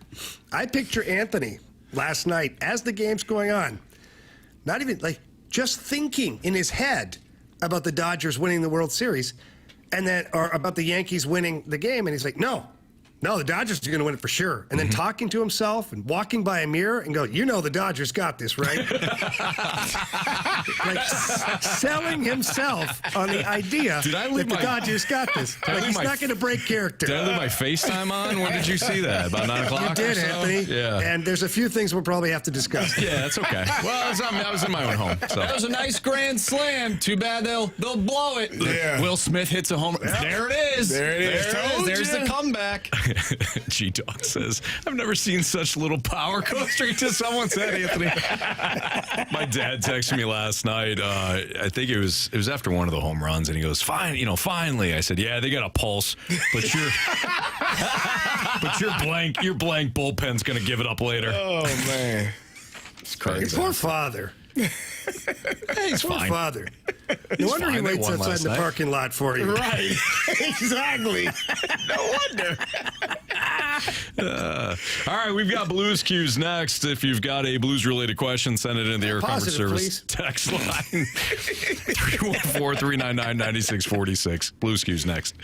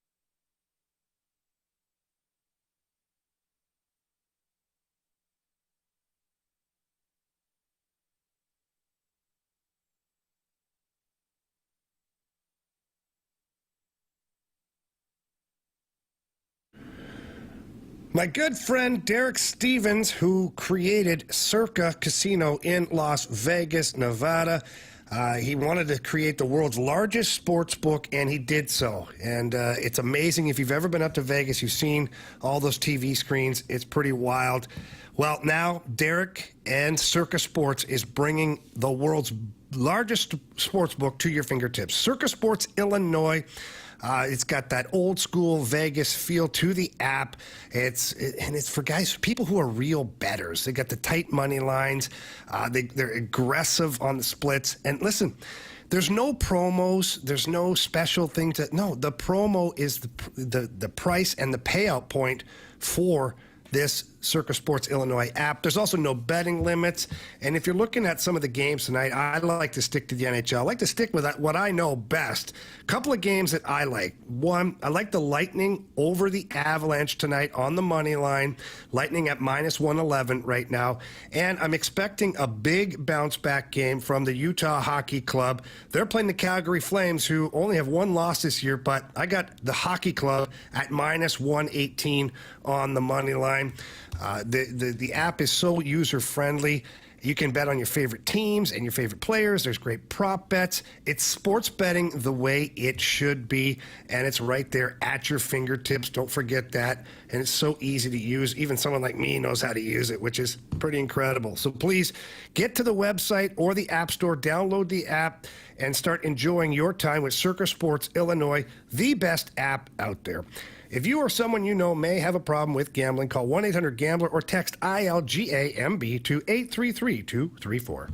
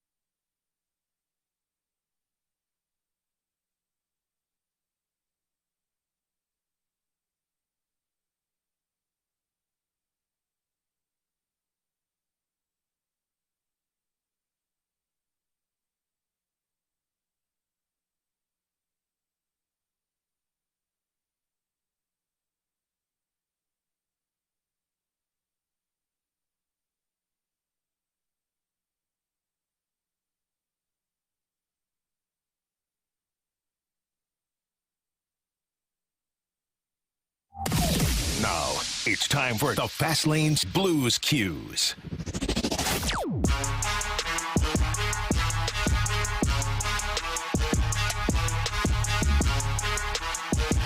Time for some Blues Cues here in the Fast Lane on 101 ESPN. Carey Davis, Jamie Rivers, Anthony Stalter, and here's Andrew Marsh with your Blues-related questions. All right, let's start off with, let's go to Grant Francis Fan Club for this first Blues Cues question. How do you fix this issue of spotting everyone 2-goal leads? Do they need some of Rafe's Exploder pre-workout before games? Not a bad idea. Yeah. Yeah, it's weird how this has become a trend. I wish I could explain it. Like even last night in Ottawa, Drew Bannister starts the fourth line against Stützle, Tkachuk, and Gregg, and they had a good first shift. So you're like, okay, cool. We've got that fourth line that you can play out there again against first lines, and that way there we can create maybe a little bit of an imbalance later on in the game with our line matchups. Well, there was an imbalance, all right. Just not the way you wanted it to be. So I just don't know. It's weird because I wish there was something I could say that'd be like, oh, okay, well, there's the answer. That fixes it. Mm-hmm. It comes down to preparation from the coaching staff to the players to like everyone involved on that team. Like game day has to be treated in a way of like we absolutely cannot give up the lead to start. Like no matter what we do, we cannot get down by a goal, let alone 2 or 3 or anything else like that. And I think it just comes down to smarter hockey. We use the term puck management all the time, and I know people probably want to vomit when they're puck management. But good teams are responsible with the puck. Good teams are so good with the puck that they make it almost impossible for you to create momentum when you get the puck. So for me, it's simplify everything, man. Like if you don't have a play, put it in deep. If you don't have a play breaking out of your end, get it to the neutral zone. You don't have a play in the neutral zone, get over center ice and put it in the zone. You're approaching the far blue line, offensive blue line. All of a sudden the walls start caving in on you. Put the puck on the wall, get it down low. Like force teams to go that full 200 feet. And then at least if nothing else, you can stay in your defensive structure at that point. And that way in theory, you're not giving up opportunities. In theory, of course. That for me would be the main thing. If I'm the coaching staff, I'm saying for the first 20 minutes, we do not turn the puck over at any of the lines. Both blue lines are red. We're not turning the puck over. We're advancing it every time. And if you're successful at that point, now you'll create some buy-in. Players will know then, well, if we go back to our structure of being simple here, we'll avoid getting scored on. And then teams get frustrated. Teams will then try to make plays on their side of the puck. And then that's when you can create turnovers and create offense. So it's really more of a mental discipline to it to try and get yourself through this. Jamie, I think MD 2020 in the Snake Pit has a great solution. He says they should try to not let the other team score as much. I mean, that's a hell of an idea. It's a good idea. Simple, but well said. It's certainly very forward thinking. I like it. Well, I'll bring that to the coaching staff. Okay, good. MD 2020, there you go. You may have solved I'm this. sure they'll Nice job, appreciate guys. All the way around. Yeah. I mean, all the way around. Nice Snake job. Pit, us. Yeah. Yep. Team effort. Team first. Yep. From the 573, how do you fix lack of effort for the Blues? Jamie, you mentioned earlier in the show about like board battles and whatnot. Like, is there a way to fix that in practice by doing certain drills, or is that just simply coming down? Does it just come down to effort within the game? Yeah, so I'd like to think it's not a character trait of these players. In fact, I don't think it is. You know, being around these guys and watching them and talking to them, I don't think there's anybody that willingly goes into the game and is like, man, I don't feel like competing tonight. I'm fine with being embarrassed. Like, I don't see that at all. Now, the flip side of that is the first chance I have as a coaching staff where I've got a couple of days between games, not every other day, but I've got a couple of days between games, we are having a full-on compete practice. Every single drill will be 1-on-1, 2-on-2, 3-on-3, 3-on-2, net front battle, corner battles, until someone throws the mitts down and fights. Now, that's drastic. You don't want that to happen, of course. Yeah, or you try to avoid that. You try to avoid it, but what I'm trying to do is draw out the competitive juices of these players. And every player that loses a battle, I'd have them skate. You know, you lost your battle, down and back twice. Yeah. And it'll suck. Guys will start to get pissed off. Guys will start to get frustrated. But what happens is you create this animal that would rather, well, for lack of better words, would rather die than lose that puck battle because they're tired of being embarrassed and they're tired of skating all the time. Sure. So it's a brutal caveman school. It's old school. So it could, honestly, guys, it could hit or miss with a team because the young guy, you could lose some of the team because they think, well, this guy's just a caveman with his prehistoric thoughts, or you could get the buy-in where they're like, yeah, we need this. This is exactly what we need to, build and be better. You look at the Chicago Blackhawks last year, there's lots of videos out there of some of the practices that Luke Richardson is running, their head coach, and Luke Richardson's an old school guy. Played against him a long time. He was as tough as they come. He has them battling. Guys are getting run over and get up and they cross-check and they shove and they battle. And then as soon as he blows the whistle, they tap each other on the shin pads and they basically they're happy for each other. They high five, like, good job, man. That's what you need. You need your teammate to push you, which is kind of the way I always did it in practice. I'm sure guys hated me in practice, but I needed to be out there competing every day in practice and taking inches away from other guys offensively. I don't know. I don't think there's anything wrong with it. I don't either. All said. So we have a few people asking about this player in particular. So from the 314, do you think the Blues are contemplating bringing up Dalibor Dvorsky? No. That's it. That'll do. All right. Okay. Perfect. We've got the Gauntlet. Do you want me next. to elaborate? Yes. A little bit? Yes, please okay. do. Yeah. I was being kind of snarky there. No. That's okay. That's all right. Dalibor Dvorsky is just finding his rhythm at the pro level in the American Hockey League. He's playing very well for Springfield right now, but why would you who is he replacing up in the NHL right now? Like, is he going to take Holloway's spot? No. Is he going to take Schen's spot? No. Buchnevich? No. Like, you're not putting him in a situation to where he can flourish. And so until there's a point where he's forcing your hand to bring him up, Let him marinate down there. Doug Armstrong said it in the offseason. He's like, we need to not do a disservice to this kid. We need to let him get his legs under him, get used to the pro game, get into a rhythm. And when the time is right, where he is pushing so much that you can't keep him into the American Hockey League anymore, then you bring him up, and then it's a no-brainer to play him in your top six and on a power play. If you call him up right now, I don't think that's what happens. All right, it's Fastlane on 101 ESPN. We have the Gauntlet next.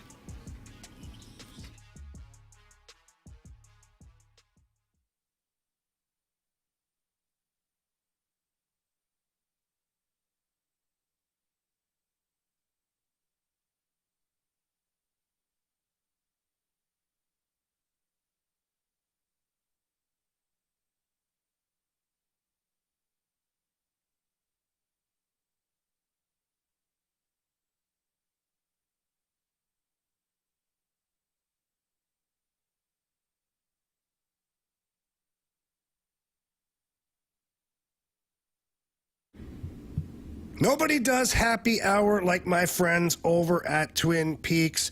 They do such a great job. They've got daily specials. They've got cocktail specials. If bourbon's your thing, they've got a great selection of bourbon over there. They've got all sorts of different flavored vodkas. They got the Pink Whitney.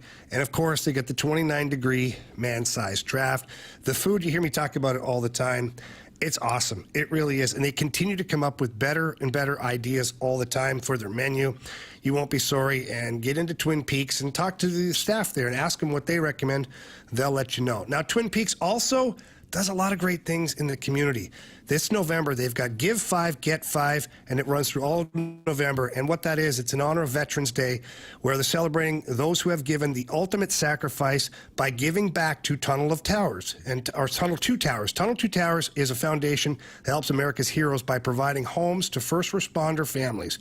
Get to Twin Peaks and donate $5 to Tunnel to Towers through November 30th and receive $5 back to spend on yourself at Twin Peaks through until December. Please get in there and do it now. And that's our friends over at Twin Peaks. Eats, drinks, scenic views.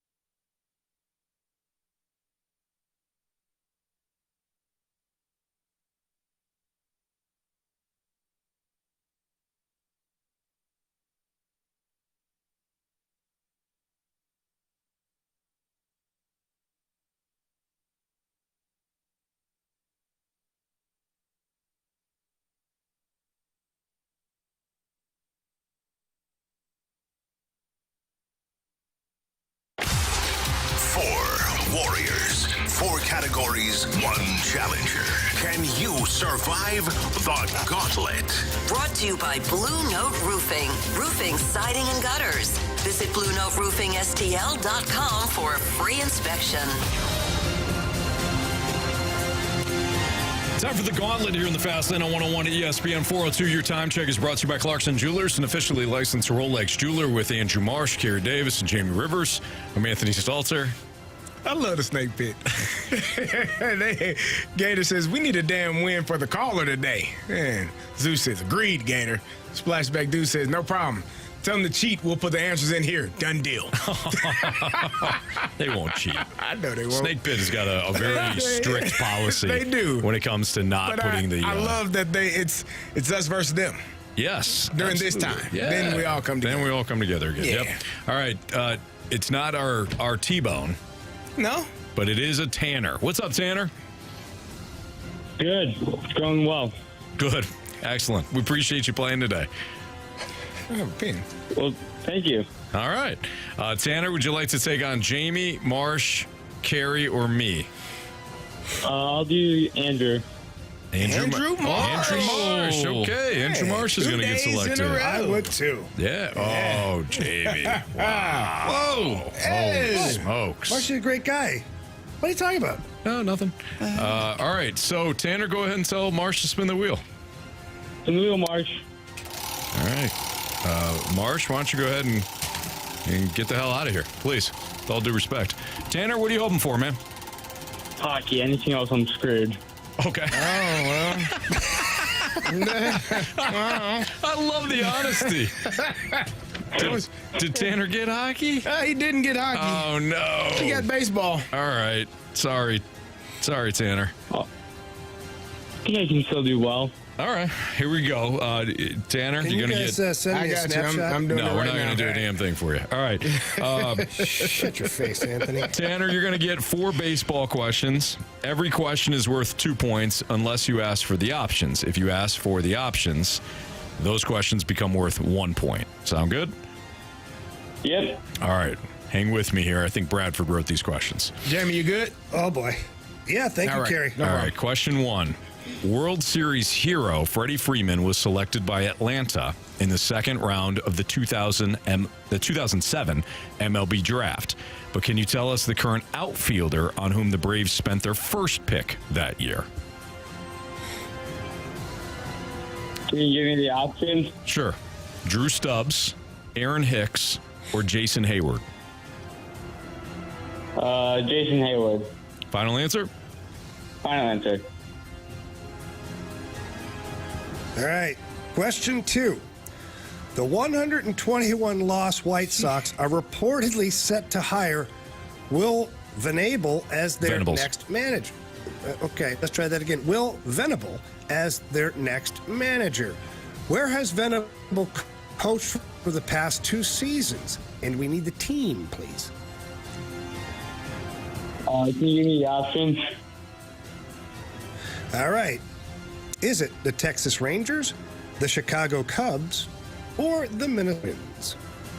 Did you hear that? It was Texas Rangers, Chicago Cubs, Minnesota Twins, Tanner.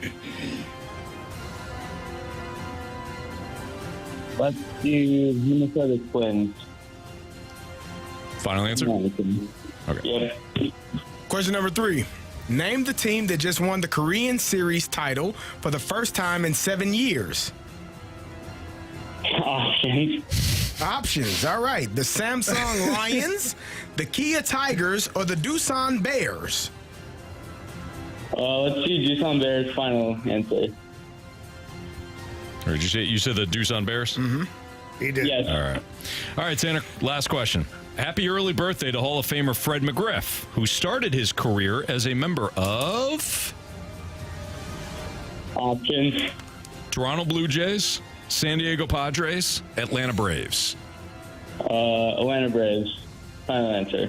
All right, we need to bring back Marsh right now. Tanner, how you feeling? I don't think you can see me. Not good. Not good. Well, you were very honest. You said if I don't get hockey, then I'm screwed. So we'll see what happens here. You never know. Never know is right. Marsh is going to walk back in. Difficult. Marsh is supporting his Slubillikins today. And when I say his, I just mean somebody gave him a free just him. shirt. Just him supporting. Yeah. Yeah. Hey. Marsh? No, this is a free shirt. Yeah, sure. that's what I thought. Yep. Marsh, how was the cone of silence? No, it was good. Good. Are you ready? Sure. Your category today is baseball. Oh, baseball again. Okay. Yeah. Hey, Marshy. Yeah. Pack a lunch. Okay. Question 1, Marsh, and hang with me.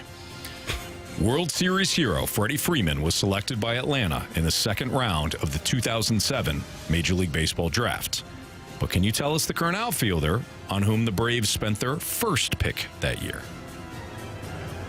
You said Braves' current outfielder? I just said a current outfielder. I didn't say a Braves current outfielder. But can you tell us the current outfielder on whom the Braves spent their first pick that year? 2007, huh? Oh, boy. Let's use the options. Drew Stubbs, Aaron Hicks, Jason Hayward. I was thinking Jason Hayward. I'll go with Jason Hayward. Final answer. All right, Marshy. Question 2. The 121-loss White Sox are reportedly set to hire Will Venable as their next manager. Where has Venable coached the past 2 seasons? We need the team, please. Will Venable. Household name. Brett's brother. Like head coach or just coach? That just says coach. I don't know. Options. All right, is it the Texas Rangers, the Chicago Cubs, or the Minnesota Twins?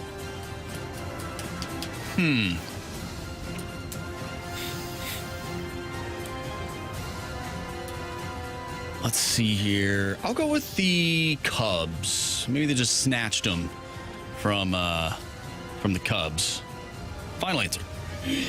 Question number 3. Name the team that won the Korean Series title for the first time in 7 years. Options. Is it the Samsung Lions, the Kia Tigers, or the Doosan Bears?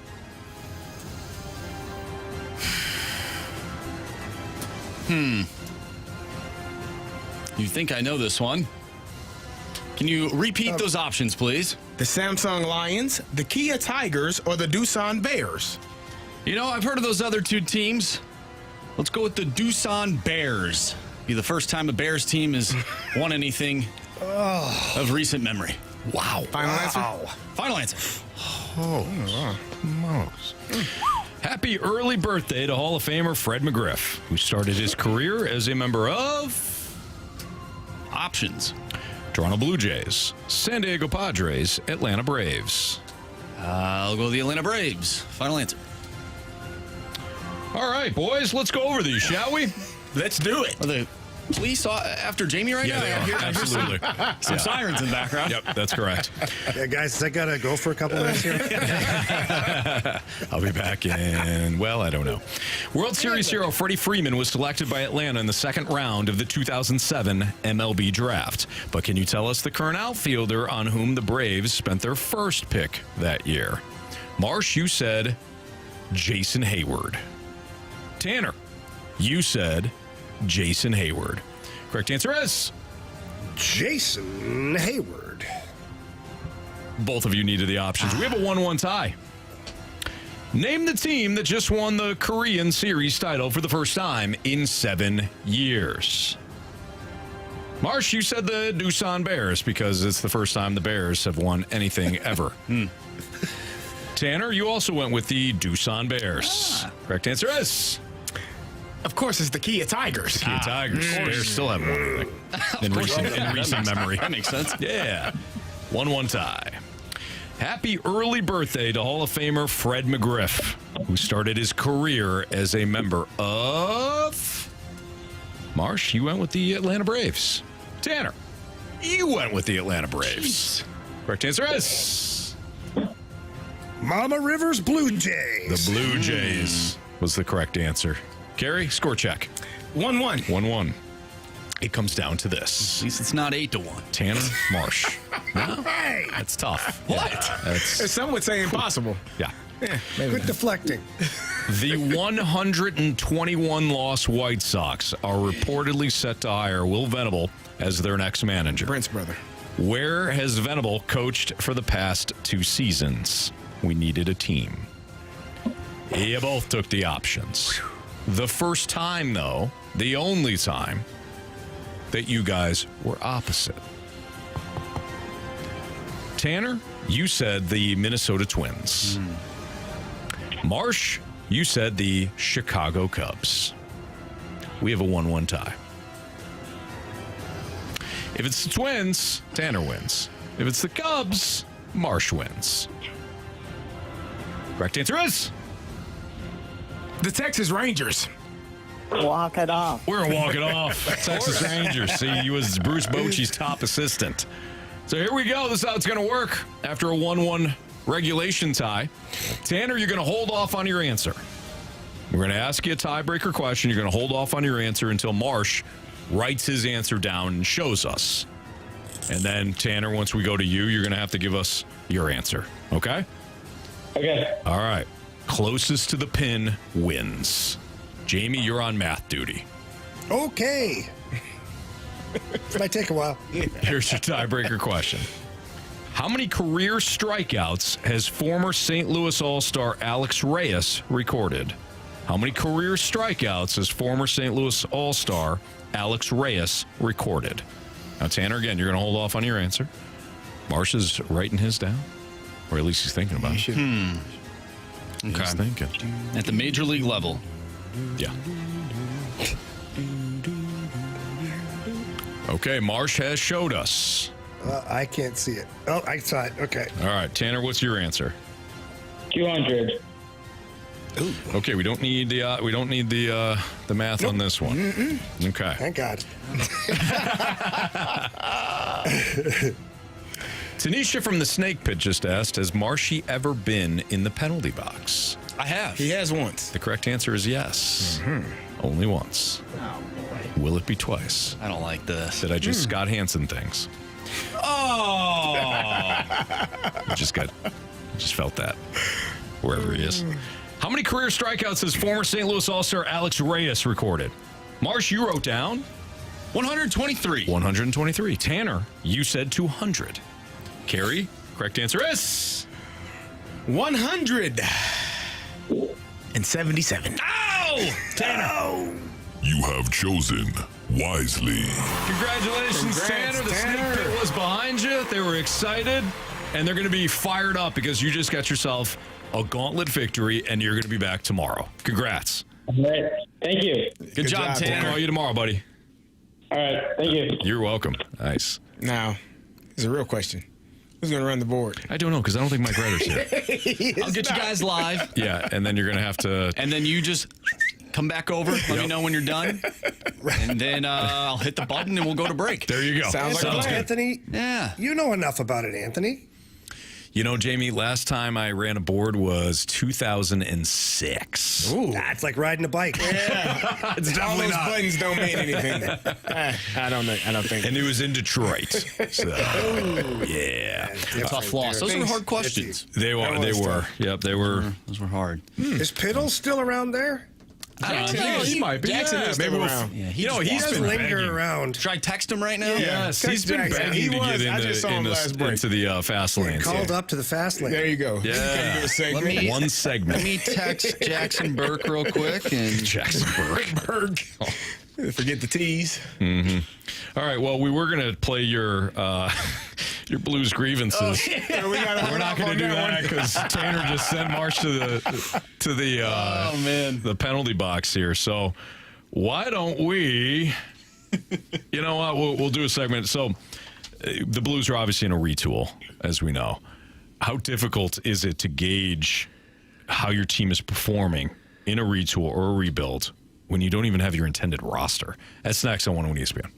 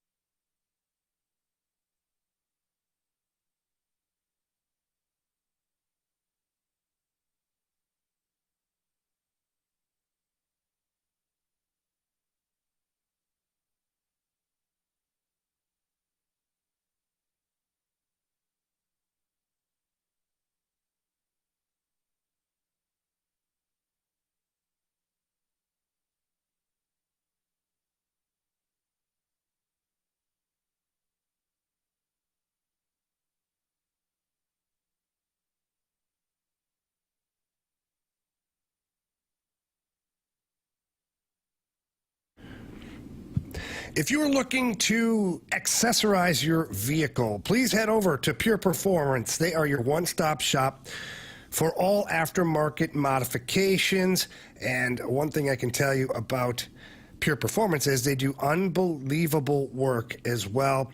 And right now for the winter time, if you're tired of freezing every morning when you get outside to start your car, treat yourself to a fully installed remote start at Pure Performance. A fully installed remote start from Pure Performance is your key to saving time and warming up without the fuss. I have one of these and I absolutely love it. You get out there, push the button. It's nice and warm when you get in your car.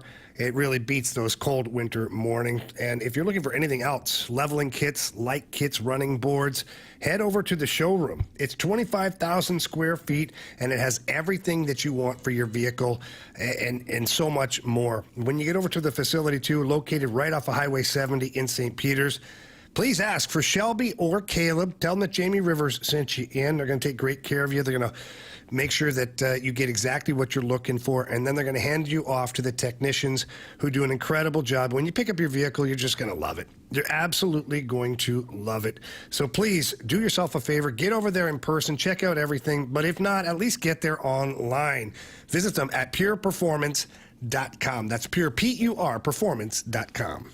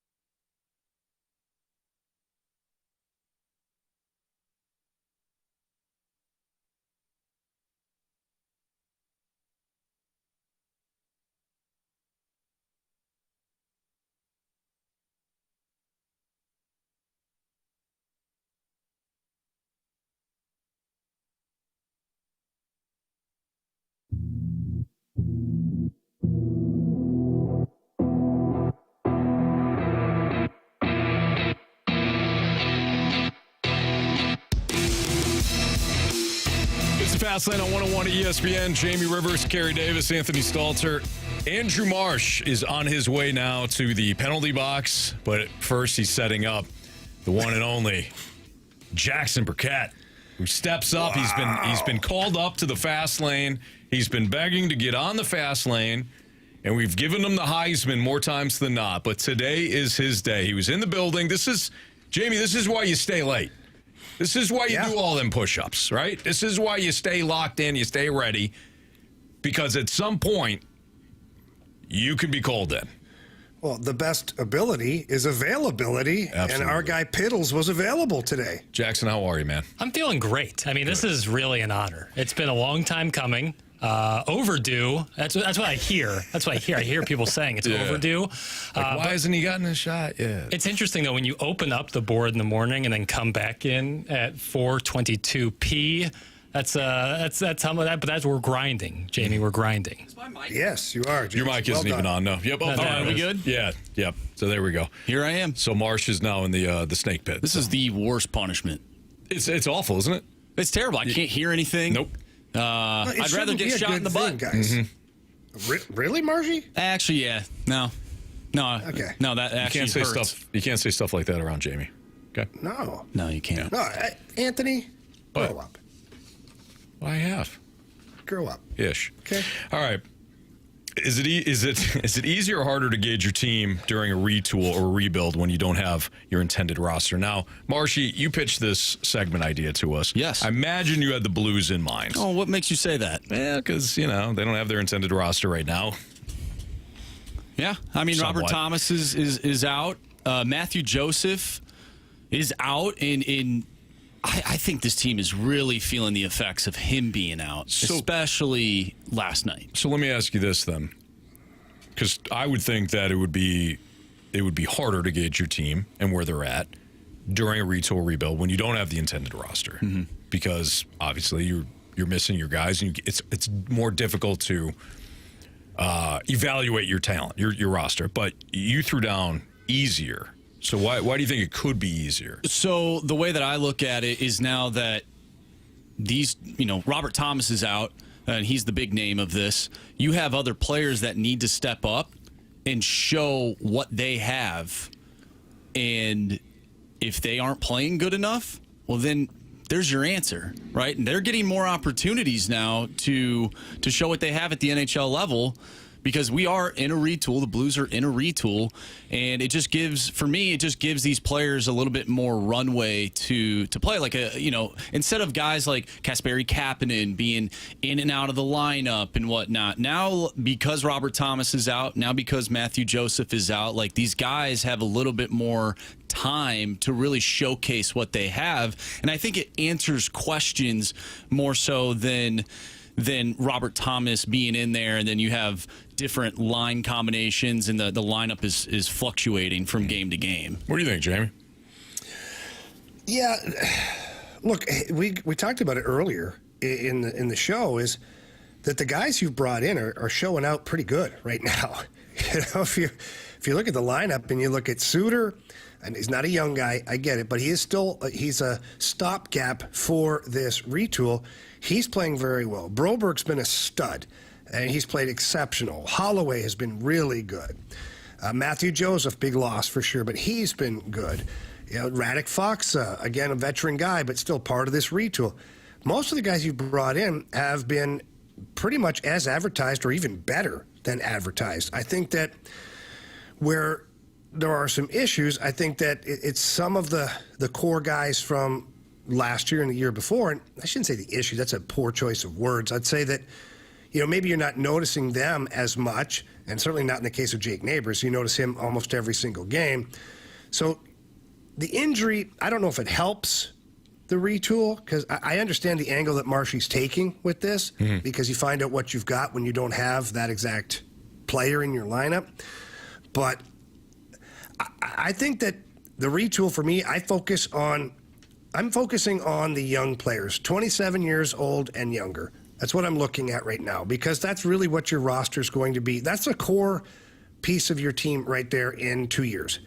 When Dvorsky and Snuggerud and Lindstein and Stenberg and all these guys are, making their way into the NHL alongside Holloway, Broberg, Joseph, to me, that's the core group that you're evaluating. That's your retool right there, is those guys.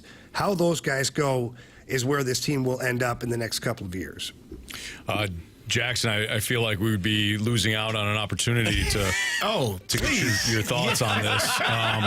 With you here, you're a well-known hockky guy. You love hockey. You do that hockey nightly. Yeah. Regardless of if the Blues aren't playing, then I know you're probably tuned in first maybe on the East Coast with some New York Rangers, and then eventually you work your way to the Kings and maybe even the Kraken at night. I stick with the original six. Okay, fair enough. Yeah.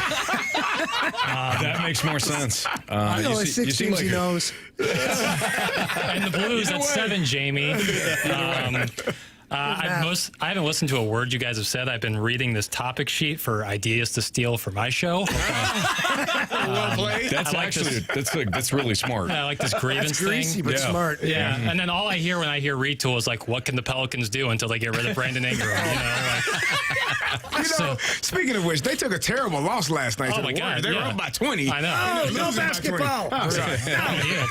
You can shoot it. Yeah, so I have nothing. NBA, no basketball allowed. Whose house are you in, by the way, Jamie? I'm looking at this screen. Whose home did you invade?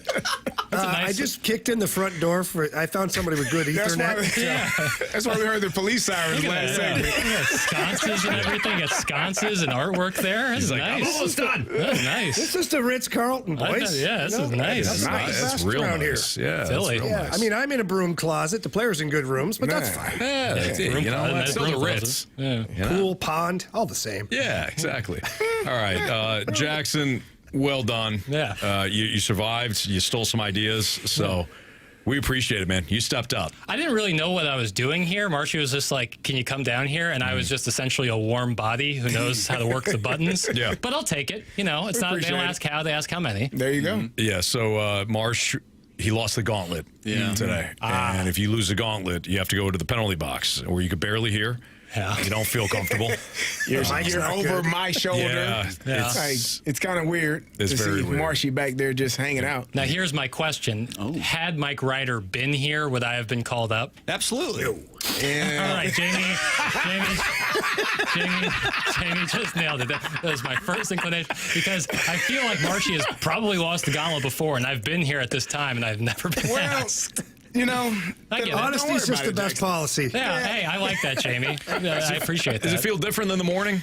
Different vibe? It's darker. It's darker in here. Why do you say that? Unbelievable. It's unbelievable. What do you mean, I don't Jackson? know. This is unbelievable. Please specify.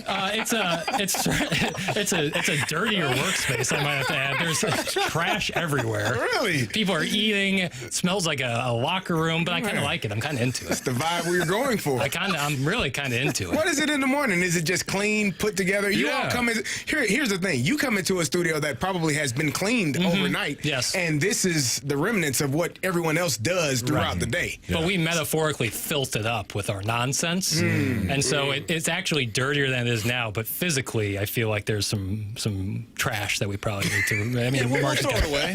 Cheez-Its and bottles, open containers. No, we'll throw it away. All right. Hey, I'm not trying to be the police out here. Hey, you know what? Sounds like it. Maybe next time we won't ask you to come. You're going to just criticize us. I feel like I've had a Dion Waiters-esque appearance here where I've just come in, shot 10 threes, nailed about 7 of them, and I'll head to the bench. Dion Waiters. Drop. All right, Jackson, you the man. Do I have to send you guys a break? I hope not. I don't want to mess anything up over here. Yeah, please. No, this is it. Well, it's got to do it, man. Yeah. Okay. All right. Jackson, Just hit the buttons, bro. Jackson, hold on. I got to tease first, okay? Sorry, I forgot. We got your Blues grievances, all right? So you were airing out some Blues grievances. Next on 101 ESPN. Jackson, go.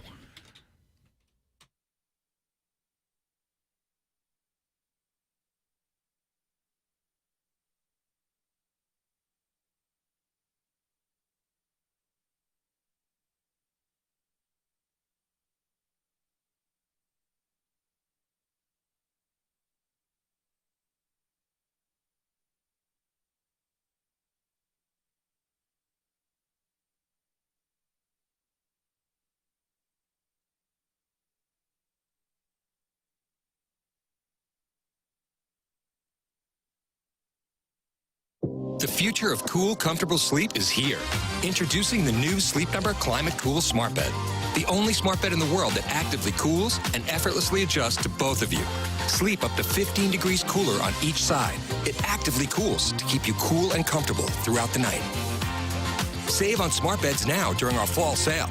Exclusively at a Sleep Number store near you. Learn more at sleepnumber.com.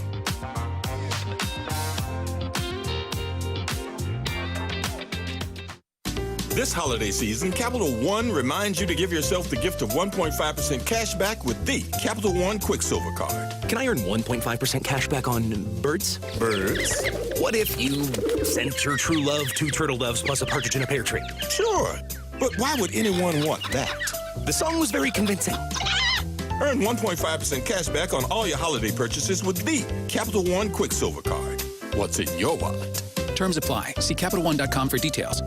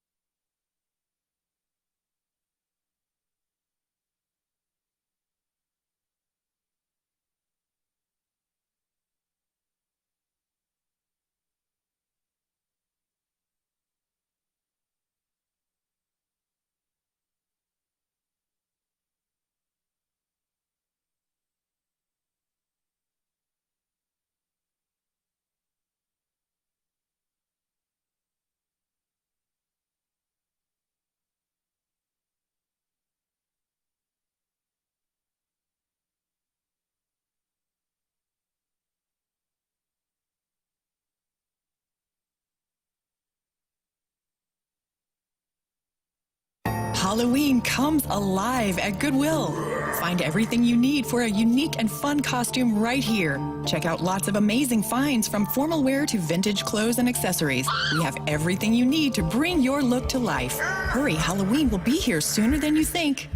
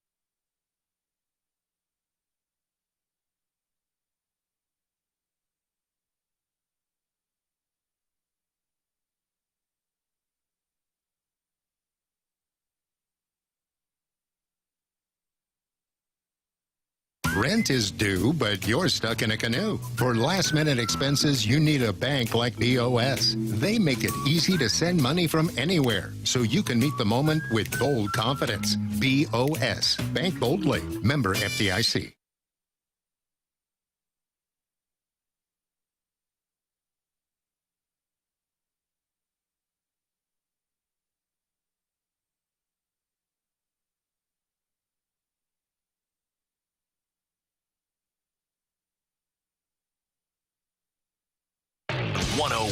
ESPN Sports Center.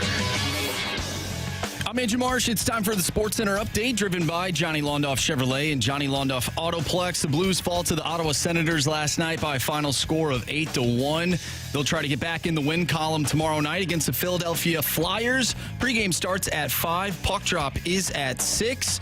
Last night, the Yankees defeated the Dodgers 11-4. Game 5 of the World Series is tonight, and you can listen to that right here on 101 ESPN. Pregame starts at 6. Puck drop is at 7. If you've missed anything from today's show, including Action Jackson, Pittles, Burkett pinch hitting for a segment, make sure you go to 101ESPN.com or check out the free 101 mobile app. Just head to the podcast page and you'll find all of our full shows there. It's all brought to you by Dobbs Tire and Auto Centers. We have our Blues Grievances coming up next. I'm Andrew Marsh, and the Sports Center update is driven by Johnny Londoff Chevrolet and Johnny Londoff Autoplex. See them at londoff.com. Chevy, together we drive. Are you kidding me?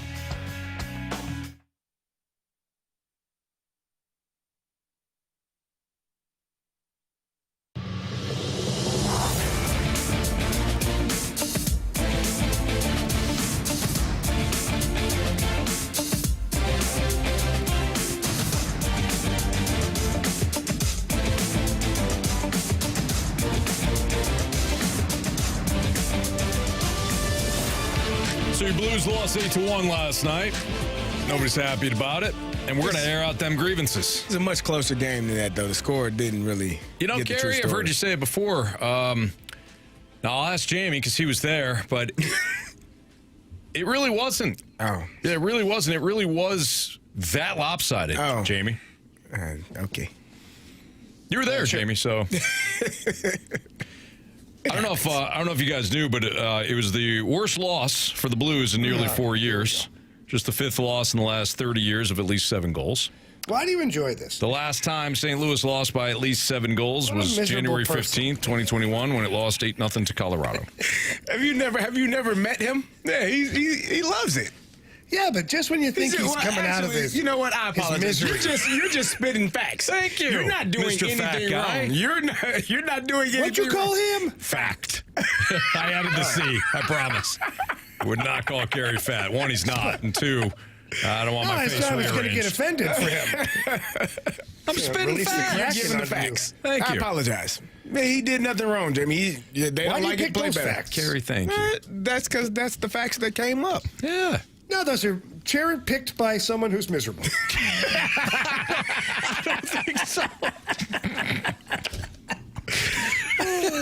Anyways, we're still going to do this, Jamie. We're still going to air out them grievances. Internet's not working very good. No, it's working just fine. Here's Lulu, who left us a mic drop. Hey, boys.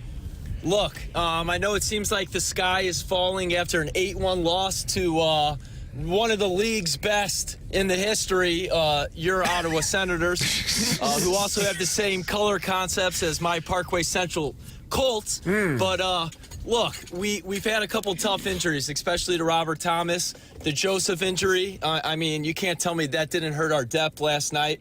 We looked tired. I agree with what Jamie said. I mean, Ottawa looked like they are on a mission to at least make the playoffs this year and still want Brady Tkachuk as a blue note. I would say I would flip Broberg and Holloway for Tkachuk today, although I love those guys as well. But look, that video stuff too in Ottawa, those are not everyday circumstances. Let's chalk it up to one of the weirdest weeks, and I expect a bounce-back game tomorrow. And God bless America, Rock Chalk Jayhawk.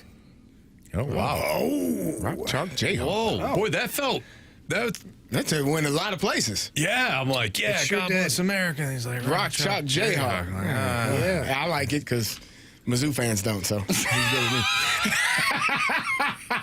Wow. Now that seemed... Harry?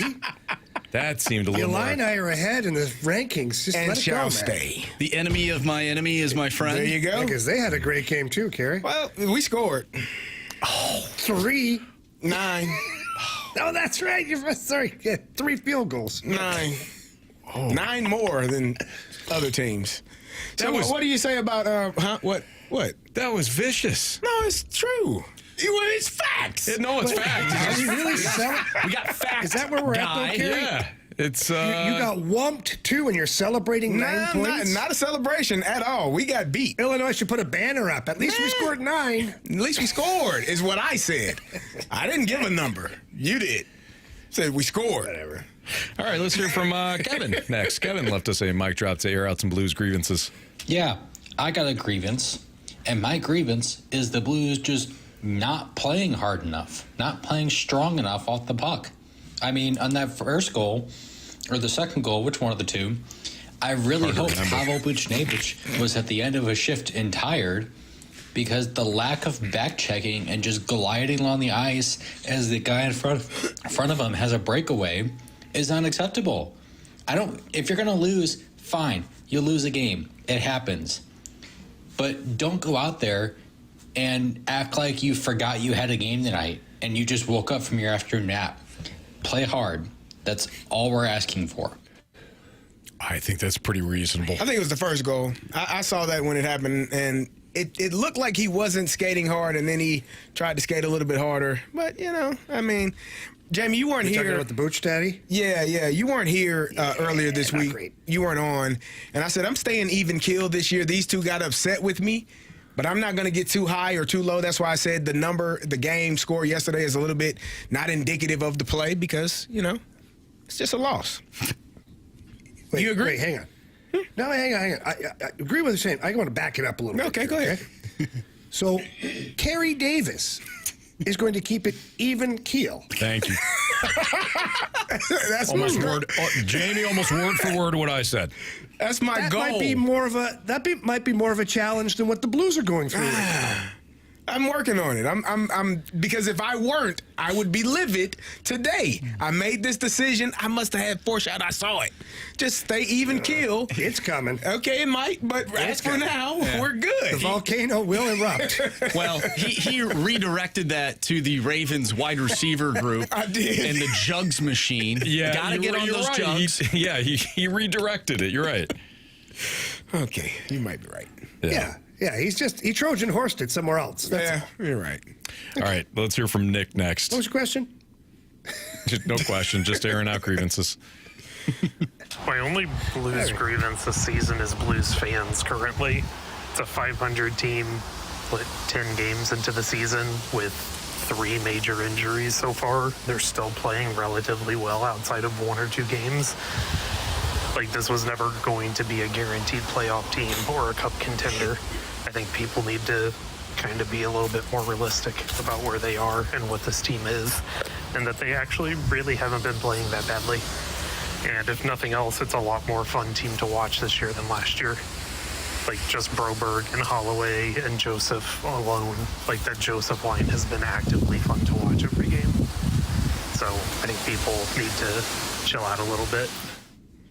Carey, basically echoed what you've been saying. That's what I'm trying to tell you.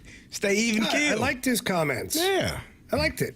He's calm. He was well thought out and brought valuable information to the conversation. Yeah, Marsh, how did he get through? These are about grievances. Hey,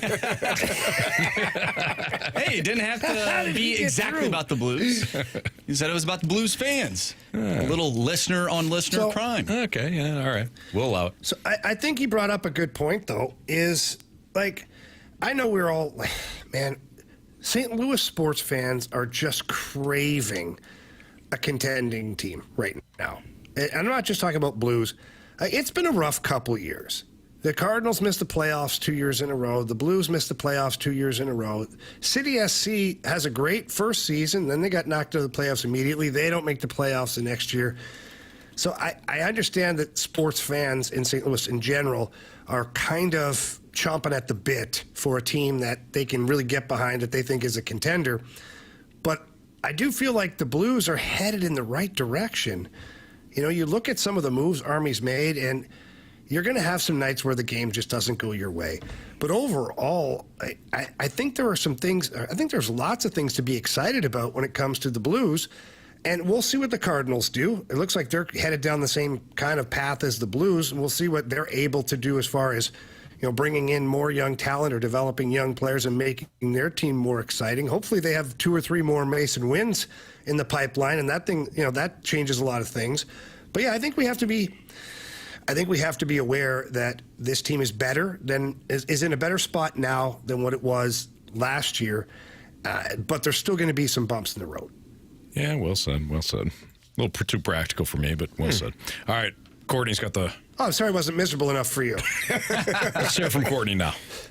Me personally, I remember what the front office told me as a Blues fan before the season started. They laid out the game plan. They laid out the expectations. They told you what to expect and what not to expect. But what happened was people got excited about those first 6 games, how they came out the gate, but they never looked at the big picture. Every game your team or our team is down 2 goals in the first, that's an issue. That's not sustainable where you can keep coming back every game. No, it's not going to happen. You can't keep doing that. For 2, your goalie, I know some of you all are going to say, it's the defense in front of them. That's been the excuse for the last couple of years. But once again, they're averaging 3 goals a game, maybe a little more. So I think we all forgot about what the front office told us to expect and kind of got high off the first 6 games. Now the high is gone. Did anybody else think when Courtney was talking there about they laid out the expectations, they told us what's going to happen, they told us what the game plan was? You guys think of another team at all? What team would that be? Another team that maybe hasn't done that? Bingo. I mean, yeah. Just wondering. Yeah. Courtney, good call there. Yeah. Good points. No, I never thought about that, actually. No? Okay. No, that makes sense. Yeah. Well, I do want to push back a little bit on Courtney's. Don't you push him? Just because. No, you go ahead, Carey. You push back. I want to push back because Anthony told us that this was the recipe to win. He said allow 2 goals, then 3 goals, then 4 goals, and then come back, and that was the recipe for the Blues to win.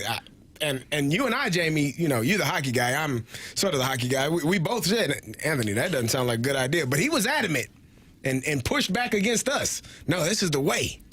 And here we are. So, I mean, you get what you get. Don't have a fit, Anthony. Look, Anthony's a big fan of coming from behind, okay? And I don't blame him. You know what? When you do that, when you have the ability to do that, it's exhilarating. Your team feels much better at that point. So I get it, but it's not always ideal, and it's not always possible. Yeah. You know, so you got to try and play with the lead every now and then. I think Jamie said it all. Sports Six Pack is next. If you got a question, Maybe one for Jamie. Text in 314-399-9646. Sports Six Pack next on 101 ESPN.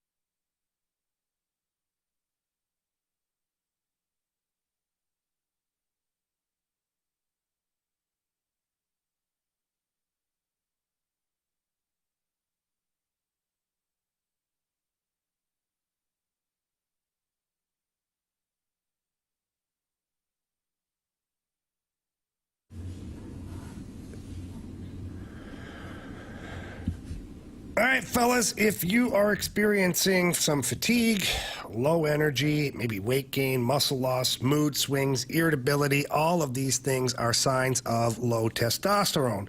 And you may not want to admit it because we all feel like we're superheroes for the rest of our lives. That's not the case. And low testosterone can hit any man from 20 to 30 to 40 years old. And there's nothing you can do except head over to Mentality. Our friends over at Mentality are the best in the business. They're going to take great care of you. The board-certified physicians are going to talk to you first, and they're going to ask you all these questions and find out what your answers are, and then they're going to do a full blood panel, and that's where the magic happens. They figure out exactly what's wrong, what's going on inside, and they create a program specific to each individual. And Anthony, that's where you see the results, is because it's tailor-made for you, the individual. Yeah, and you're right, Jamie. You will see the results. There's no question about it. You'll start to feel the energy throughout that long, sustained energy, too, not after you maybe have a cup of coffee or an energy drink. You're talking about that long, sustained energy where you're motivated to keep going throughout your day. The gym, you want to push yourself harder and longer. You want to make sure that you're seeing the results that you want. You're all of a sudden motivated. The program works for Mentality. And you all have often talked about this. I went into the Chesterfield location today. Normally I go to South County, but got two different ones. Had to go today over to the Chesterfield one, and it does feel like a clubhouse over there. Everybody's kind of, in a great mood. The staff is outstanding. But again, it all comes back to the results. You will see the results. Check them out online, lowtusa.com. When you do head to one of their two locations, tell them Jamie and Anthony sent you. It's Mentality.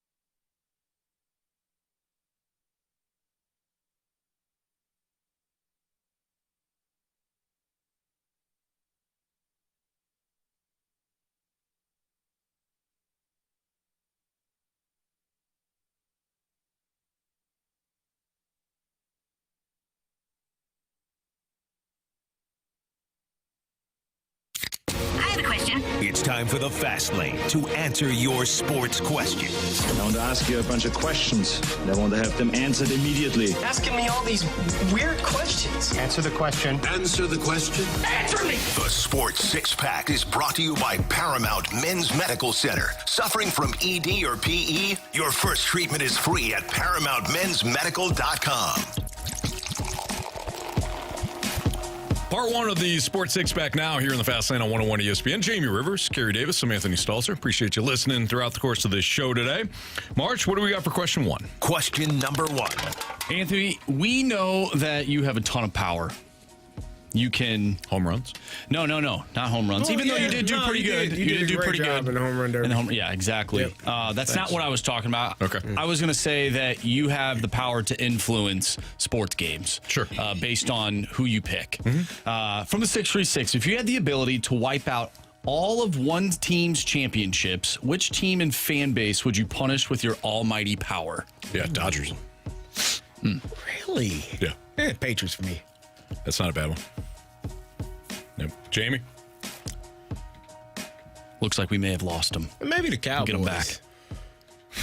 And let them just be even more miserable than they I think they're more miserable now because they won in the 90s. Yeah. Well, no, the whole America's team thing just... But nobody believes that anymore. No, you some know? people do. They say it. But the Cowboys. America's team. Yeah, they say it. Yeah, but people listen. I don't know. Jamie, did you hear the question? No, I missed it. I somehow it cut out. That's right. So the question was, if you had an opportunity to wipe out like one team's titles and just kind of reset their history, who would you wipe out? I said the Dodgers. Carey said the Patriots. Oh, Carey. Oh, sorry. Knew that was coming. What the hell's wrong with you? Why would you want to wipe out the Patriots? Man, because they got 6 and the Steelers got 6. And so if the Steelers were the only team with 6, then they'd be the leader in the clubhouse without any... That makes sense. Without having a tie. Yeah, it makes All sense. right. For me, the answer is really easy. The New York Yankees. Get rid of them. They bought all their championships anyways. All of them? I don't know. I think early on. Steinbrenner. Just get rid of the Yankees. I mean, Zeus says Duke basketball. Splashback Deuce says Blackhawks. Oh, man. Oh, yeah, I agree with that one, too. Marsh? The Blackhawks is a good one. I think, you know what? I would just love, and they don't have a ton. I would love to wipe out that 2016 Cubs World Series. The one. Just the one. Oh, wow. That was a sniper. We all kind of went big, right? Marsh came in. He set up his sniper rifle, set it up, changed the scope, and just one shot. Yeah, I had a thermal on that. Yeah, he did. One kill shot. That was boom. You're not wrong, though, because there was something about, I got a lot of friends that are from the Chicago area, and it was always next year, and then they finally won it, and then I had to hear, you know how, it was ridiculous. It was really bad. But that misery of never winning and never being close, it fueled me to watch them suffer just a little bit. Like it's just fun. Like honestly, you guys suck. Cardinals don't. I could live with the Cardinals not winning since 2011, like for a long time, if the Cubs had never won. Just because and I hate that I'm at that point now where it's like, the Cubs, if they lose, that's a win for the Cardinals. Like, I don't want to be that guy. Yeah. I would rather the Cardinals just win. But now I feel like I'm getting to that point. It's the Cardinals didn't make the playoffs, in 2023. Man, the Cubs were right there, and then they blew it. Man, what a win. What a win for the city of St. Louis that was. Same thing this year. They didn't make the playoffs. Yeah. Huge win for the city of St. Louis. That's the team I'd get rid of. That was savage. That was absolutely savage, Marsh. I give you a lot of props for that. Thank you. Yeah, nice job. You win. Yeah, I didn't know it was a lot of points. I didn't know it was a competition, but it was. You won. What is this? The 618 says the jealousy makes me smile. What the hell? Well, I'm not The jealous. problem Yeah, I'm is- jealous of your one World Series in over 100 years. Well, here's the problem. They can say they won more recently, right? That's That's fair. the You know what? that's a fact. That's great. And That's the the Blues, problem. Blues have won more recently than the Blackhawks. Yeah, it's not the same though. How is it not? Because Cardinals, it's Cubs, literally the same. Not really. It's Cubs Carey. fans are not. No, because the Cubs They're delusional. Yeah, like the Blackhawks they've been good. Like they have players they've won championships. The Cubs were miserable. They were the lovable losers. Everybody knows it, man. And then they won, and then you're like, golly. I didn't like you when guys can celebrate now. I didn't like when the Blackhawks won either because like there was a point in time where they didn't even have they were so bad I don't think they were even on TV. Like you had to listen to them on the radio. That's how bad they were.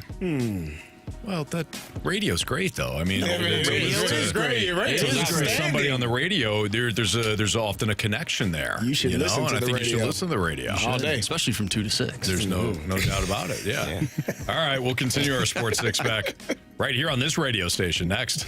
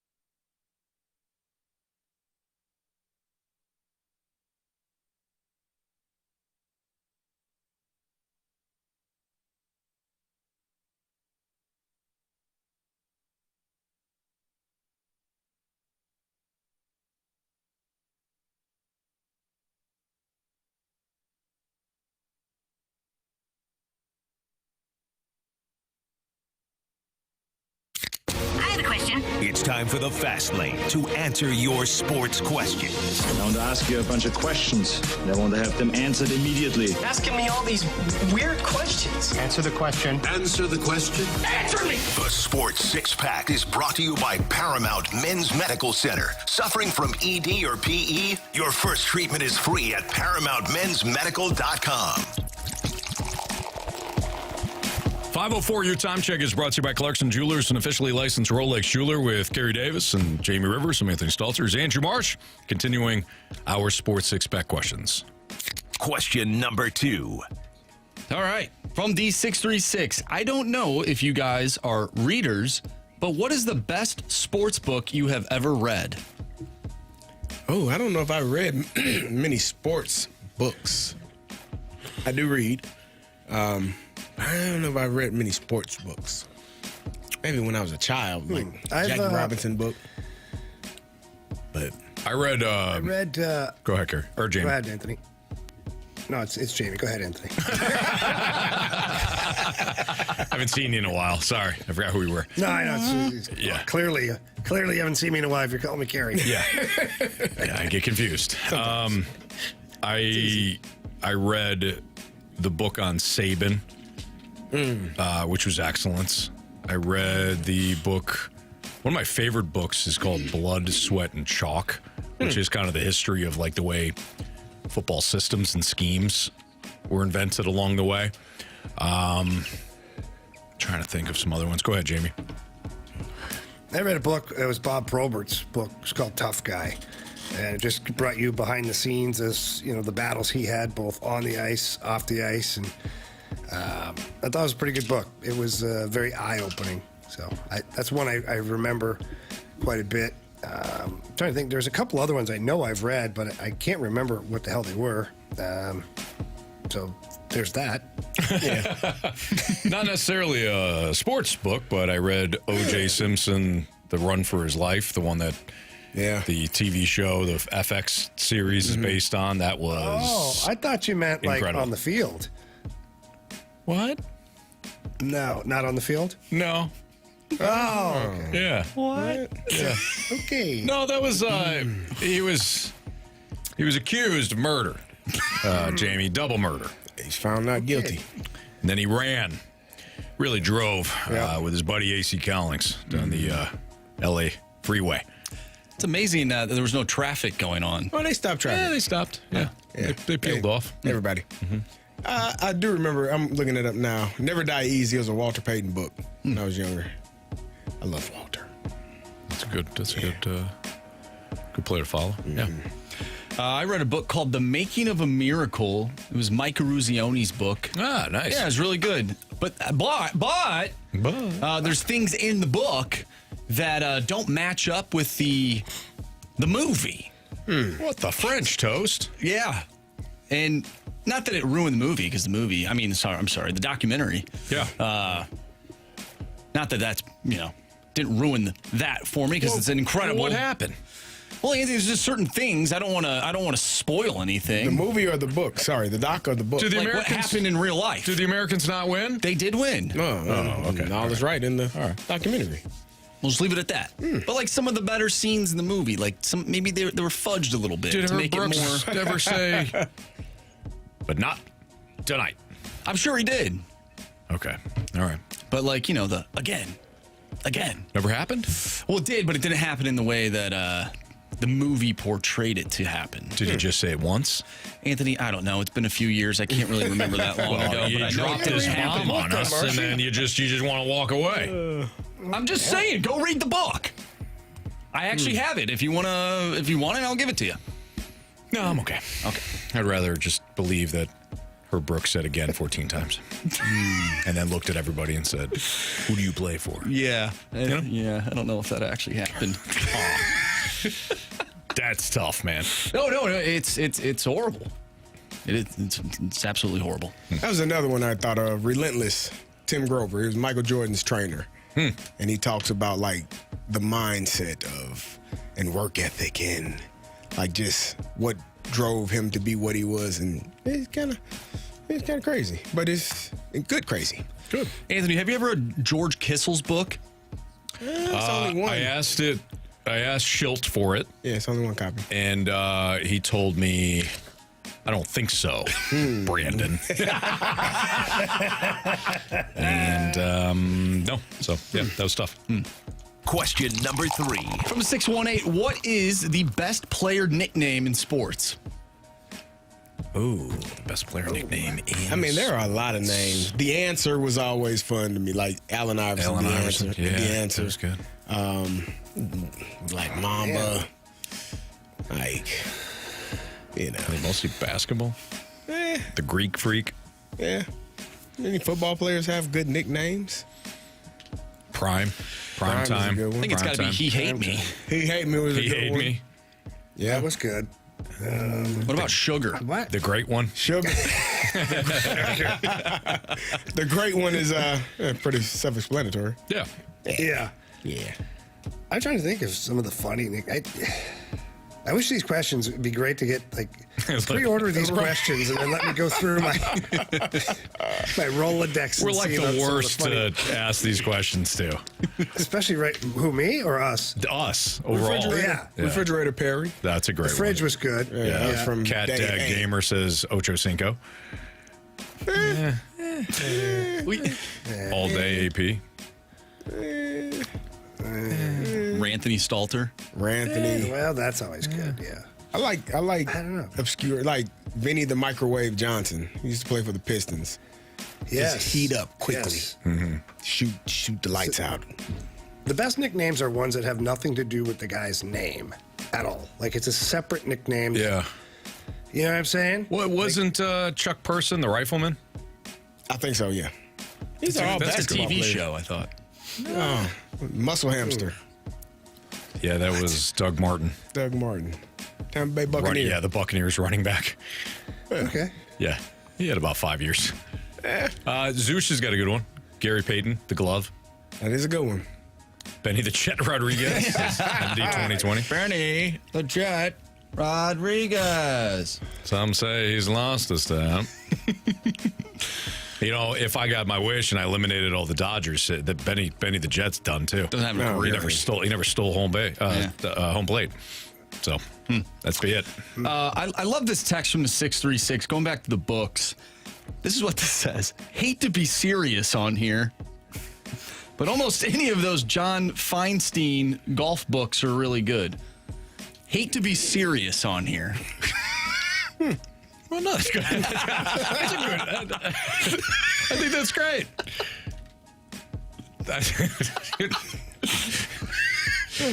You're recommending a book. I think it's good. I don't know what to say right now. You're recommending a book. I think that's fantastic. Stu Grimson, the Grim Reaper. Is that a good The one? Grim Reaper, yeah. That's a that good was one. great. There you go. Yeah, absolutely. Yeah. Question number 4. From the 314, is it time for Dylan Holloway to get top 6 minutes at the center position?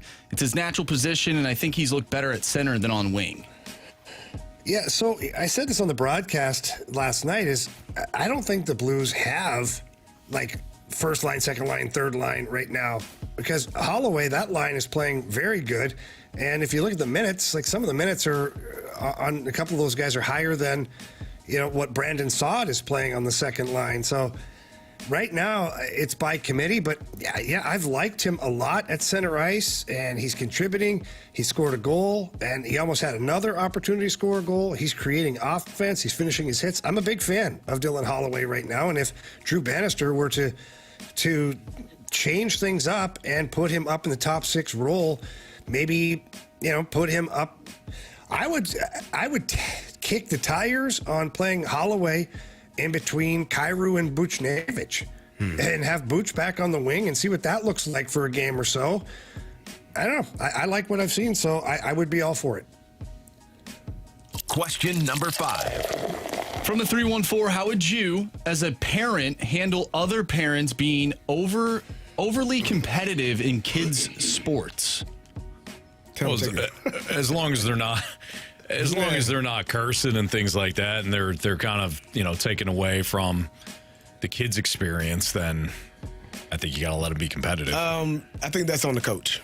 I think as a coach, you are responsible to a degree for your parents and how they act at games, at practices, how they talk. I always told my parents, hey, look, I know they're your kids, but when they're out here, they're mine.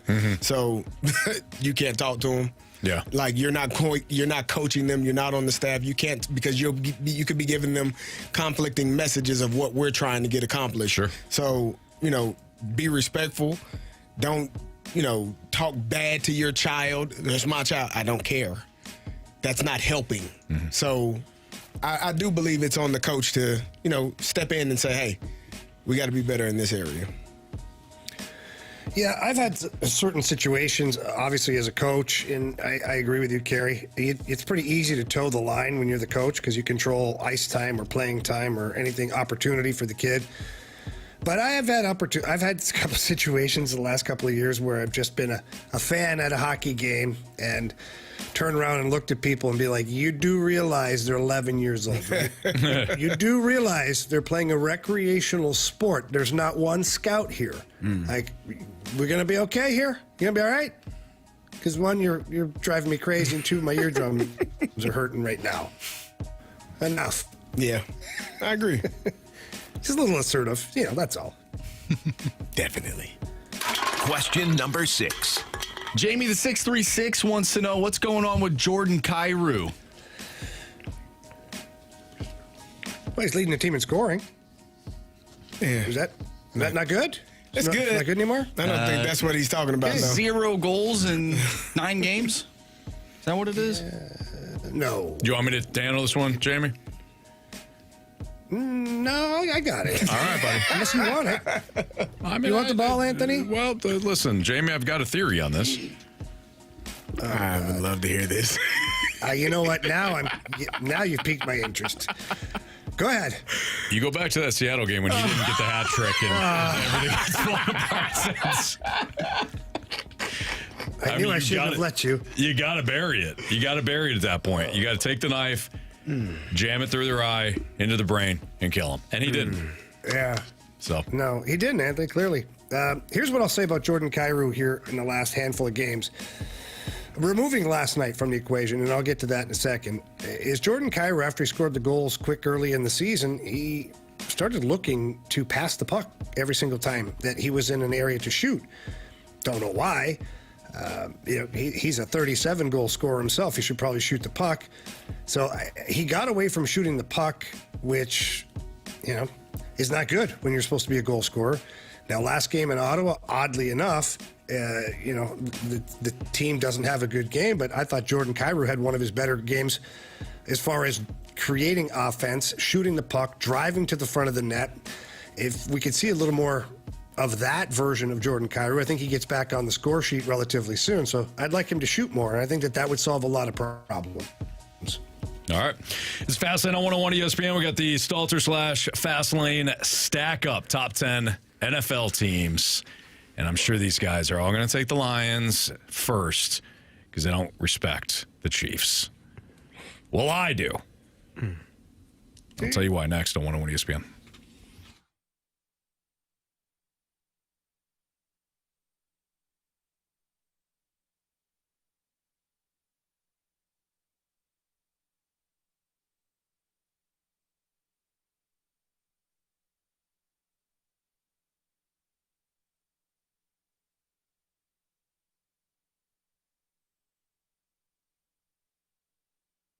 Anthony, when it comes time to purchase a home, some of the biggest challenges are on the lending side, to where maybe you're wondering about your interest rate. You're wondering about how much money you need to put down, a conventional loan, FHA. There's so many things that are stressful. Let me help everybody up there.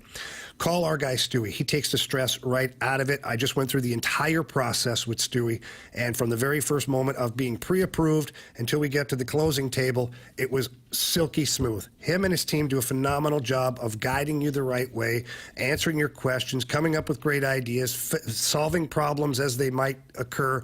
And Anthony, it was an amazing process, and I couldn't be happier with the result. Well, I love that, Jamie, you called the same number that Stewie gives to everybody. You called his personal cell phone number, and we'll give you that in a second here. But Jamie called the same number that you can. if you're looking for a home and you found that dream home, but maybe you need some help from a loan standpoint, call Stewie or text him. Tell him what your situation is. Tell him that Jamie and Anthony from 101 ESPN recommended that you call, and give him a challenge. I have seen him work wonders. Jamie, you've seen him work wonders. He can close in less than 2 weeks, depending on your situation. And his bagel loan, if you're borrowing $200,000 or more, you're talking about no lender fees. You're talking about no closing cost. Stewie's the best, man. So give him a call, 314-324-4440, 314-324-4440. Call him day or night. Text him, doesn't matter. Just tell him what your situation is, and Stewie will help you. And again, Google the bagel loan. NMLS number 226715.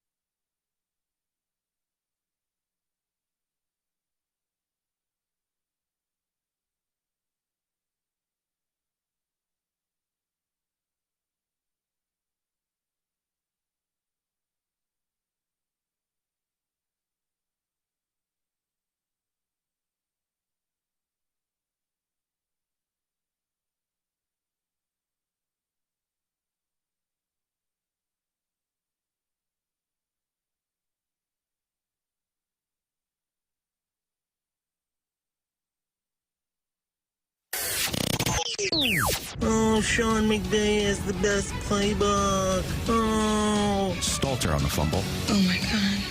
Anthony. You like that? You like that? You're wrong on this one, Anthony. Anthony, who cares what you think? On stacks, on stacks, on stacks. All right, it is the Fast Lane on 101 ESPN. Time for the Stalter / Fast Lane stack up the top 10 teams in the National Football League. We're going to start off with number 10. Number 10. I don't know if they're going to still be in the top 10 a week from now, given another injury, but I got the Houston Texans here. Nico Collins out. Stephon Diggs out. They're going to have to rely now or lean more so on their defense and the running game. I think they can do that, especially in a bad division. But Houston this has been a kind of a bumpy start to the season, even though they're 6-2. I got Houston 10. I got the Packers here at 6-2. They are, Jordan Love looked a little banged up last week. I don't know if you all paid attention to that. They barely beat the Jaguars, who are a terrible team. So I got the Packers here. I've got the Eagles here at 10. Fly, Eagles, fly. I also have the Eagles at number 10. Mm-hmm. Check my list again. I think this is the first time I've had them in there since week 1. Wow. Number 9. I got the Philadelphia Eagles. They look like a team that is improving. They're improving. I said this on Monday. They didn't have to do too much against Cincinnati in the second half, but they did. They took care of business. Defense has played a little bit better of late. Jalen Hurts, at least on Sunday, looked better in the passing game. Give me the Eagles at number 9.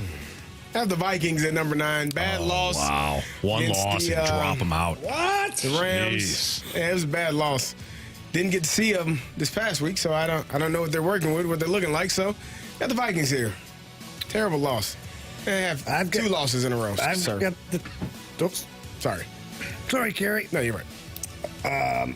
I got the Texans here at number 9. I still believe in this team to a certain extent. They've got Nico Collins is out, but they keep winning games, so I'm going to stick with them.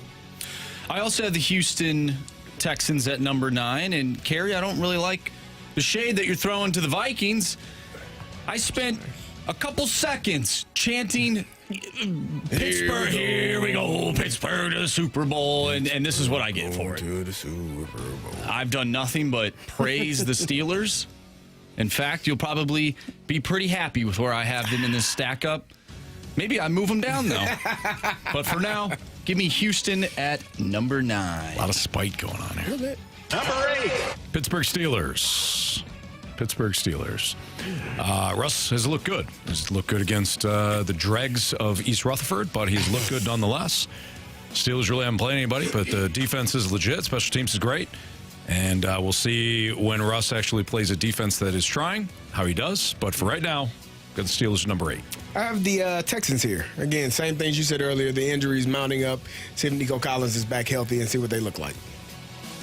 I've got the Steelers at 8. I don't know what the hell they are. I keep doubting them every week, but they keep winning. So until the smoke and mirrors officially pops up, I'm going to keep them here at number 8. The Green Bay Packers at number 8. Green Bay number 8 for me. Number 7, thank you. I got Washington at number 7, and I'm sure a lot of people are going to be like, wow, that's way too low. I mean, if that idiot cornerback decides to actually play the spot he's supposed to instead of clamoring at the officials, or the fans, I mean, Washington loses that game, and maybe we're talking about them in a different light. Nonetheless, they won the game. They're still a top 10 team. Dan Quinn has done a remarkable job, and Jaden Daniels, so far so good, despite the ribs injury. So I got him at 7. I got the Ravens here. That was a terrible loss that they had against the Browns. Lamar's still my MVP, but I have him win the division now. So, yeah, got the Ravens right here. Not a good look. I have the Vikings here. I got the Vikings at 7, and the loss to the Rams is terrible, but apart from that, the only loss they have is to the Lions, and they had a hell of a start to the season, so they're still in my top 10, so I got them at 7. I also have Minnesota at 7. That was a horrible loss on Thursday. That can't happen. Just can't happen. But, hey, we move on. It'll be a tough test against future Hall of Fame quarterback and Joe Flacco against the Indianapolis Colts on Sunday Night Football. So hopefully they can win and move up in my Stalter Stackup rankings. But for now, they're at number 7. Number 6. I still think the Vikings are a really good team. They lose to the Lions. They get beat up. As Marsh established, nobody plays the Lions and then wins the next week. You get banged up. They're on the road, short week, and they got caught. Okay. I still think that's a really good team, well coached. Do they have some flaws? Yeah, and they're starting to pop up a little bit more now. But for now, I still got Minnesota in the top 6. I have the Commanders here. Again, they were one play away from losing that game, and it'd have been a bad loss to a Bears team. So I got the Commanders right here. I got the Packers here. I think that they keep winning. They keep making noise. Yeah, Jordan Love might be a little bit banged up or whatnot, but they're still good enough for me to be at number 6. The Baltimore Ravens at 6. I know famous Jameis, let's eat dubs, Winston is a great quarterback, very inspirational, but you cannot lose to the Browns. That just can't happen. You got to catch the football. Got to get back on the jugs. They got Deontay Johnson, so we'll see what happens there. But feed the ball to Derrick Henry. What are you doing? Yeah, please. What are you doing? You should. So you're number 6 right now because you didn't decide to give your running back the ball enough. Ridiculous. 5. I thought about having Minnesota here because they did beat Green Bay, but I got Green Bay at 5 because I think I had Green Bay at 5 last week. They won a road game last week. It got a little hairy. Got a little hairy. It's tough to win in the NFL, Carey. You wouldn't know anything about that. You're right. That's Super Bowl champion Carey Davis, by the way. I like the Packers. I think I like the Packers more than you guys like them. But for me, when Jordan Love's healthy, that defense is really good. I think it's underrated, for that matter. Got a couple of different ways that they could beat you. I got the Packers at 5. I have the Philadelphia Eagles at 5. They're getting healthy. They had their best game, I think, last week against the Cincinnati Bengals, a game in which I thought the Bengals were going to win. They went down there and handled it perfectly. So I got the Eagles right here. I have the Ravens here. I still think they're a really good team. So that's why they dropped for me from where they were last week. But I still have them in the top 5. I have Carey's Buffalo Bills at number 5. Solid, sneaky team. I think people are overlooking the Bills right now, especially one guy that's sitting to the left of me. They're in the worst division in football right now. You know what? They're doing their job. Sounds easy. Number 4. Even though Carey Davis refuses to give them any sort of credit, I got the Buffalo Bills here. Go on the road. They beat Seattle. They have looked very good outside of a handful of games. They have a multitude of ways to beat you. James Cook back in the lineup looks really good. He scored a couple of touchdowns. They got back on track in Seattle. Not exactly the easiest place to play. Give me them Bills at 4. It's interesting because I have the Buffalo Bills here as well. In my cracking face. the top 4 for the first time in my Stackup. So yeah, they're playing well in a division that's terrible. Well, that had to hurt, Carey. I've got the Commanders here at 4. I know that the Hail Mary saved them, but it doesn't matter. They still won the game, and nobody expected them to be sitting at 6-2 right now. So I got the Commanders in the top 5 at number 4. Let's go, Pittsburgh Steelers at number 4. No. Here we go. No way. Here we go.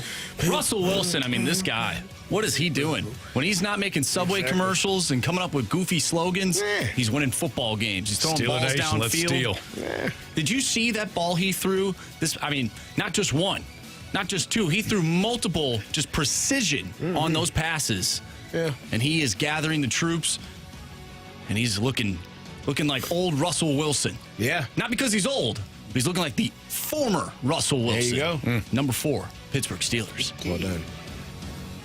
Number 3. I still got Baltimore here. They ran roughshod over Buffalo. I mean, absolutely hammered them. So I'm not going to put Buffalo in front of them. If those two teams played in the parking lot, I'm taking Baltimore again. So I can't put Buffalo in front of them. I know they Green Bay in front of the Vikings? I did, but I explained that. All right, so how about you just back off? And you know I explained that, which is why you said it, which is really smart of you, Mark. Give me the Ravens. Yeah, look, rough game. Kyle Hamilton secures that interception. We're talking about Baltimore being, escaping Cleveland narrowly. So I got them 3 here. I still think they're the top 3 team in the league. Give me the Pittsburgh Steelers here at number 3. Mary Russell and Wilson, Joseph. Mike Tomlin doing what they do best, figuring out a way to win games. Damn it, the Steelers look good. 6-2, your division leading AFC North. Leading ahead of who? The Baltimore Ravens, who you just spoke about. They're leading the division. There you go. Here we go. Steelers to the Super Bowl. Going to the Super Bowl. That's a Here terrible we go. That's a terrible You know what? song. You just win championships. You can sing whatever the hell you want to sing. That's true. You know? It's true. They haven't won anything yet, though. Yeah, they You're won right. 6. You're right. Yeah. All right, I got the Bills at number 3. Like what I'm seeing, even though Carey doesn't believe in them at all, they keep trucking along. Even in the worst division of football, they're 6-2. Give me the Washington Commanders. You know how impressive it is to throw a Hail Mary and complete that thing? Best team in the NFC East right now. Third best team in the NFL. Wow. In my eyes. Washington Commanders. Whoa. Number 2. I got Jamie's Detroit Lions. They played the Memphis Tigers over the weekend and took care of business. Absolutely drilled them. Got a little scary there in the first quarter and a half. And then the Lions figured out we're playing a college team. So let's get this done. Very difficult to beat them. Now they lose Jameson Williams. That's a significant loss when it comes to the deep passing game. That don't look good. And obviously, still got to replace Aiden Hutchinson. But nonetheless, they're going to beat you up for 4 quarters. I like them. I got the Kansas City Chiefs here at number 2, 7-0, undefeated. That's good. Haven't had their best game yet. We're still waiting to see it, but they are winning against the teams that are placed in front of them. Not my favorite. I got makers did that. I got the Lions here Whoa! at number 2. Smart man. What? Yep, he knows. I believe in them. Obviously, they're my team. They should be America's team. But they do have one blemish on their scorecard so far. And until another team has a blemish on their record, I don't see the Lions ahead of them yet. So the Lions at number 2. I mean, you know where I'm going with this. It's the Chiefs. You fool. You fool. Nah, it's got to be the Chiefs. Yep. They've not impressed me. Not at all. Their 7-0 record has not been impressive. The Lions, that's a real team. I concur. Okay, number 1. Yeah, it's the Chiefs. It's the only undefeated team in the league. Only way you can go here. Carey says, they haven't played their best game, and they're 7-0. So that tells you all you need to know. All they do is win games and get disrespected by Carey. Well, Kansas City Chiefs. For me, it is Red Kingdom. For me, it's the Detroit Lions. 52 points in 3 quarters in the NFL. They let their foot off the gas. They were beating Memphis. the hell out of the Titans, Tennessee Titans, an NFL team with NFL players. They are the best offense, and it's not even close in the NFL. They are extremely explosive. They got 2 running backs that can run past you, run over you, run through you, jump over you, whatever you want to do. They got guys that catch passes. They are an elite football team. Right now, they are my number 1 team. I've got the Kansas City Chiefs here. And Anthony, you took the words right out of my mouth when you said that they haven't played their best game. Everybody's dogging on them, yet they're still 7-0 undefeated. That speaks volumes. Imagine what they're going to be when they find their game. Tell them, I got the Chiefs here. Yep. He doesn't want the Chiefs at number 1. He's doing this on purpose. No, he does. He's doing your thing. He's doing your thing. No, He's doing your thing. I've got integrity. I'm not like Anthony. Thank you, Jamie. You're welcome. That was a solid crap sandwich. No, let him finish. Nah. I have the Lions at number 1. He's a smart man. All right. Marshy knows football. Biggest question of the day next on 101 ESPN.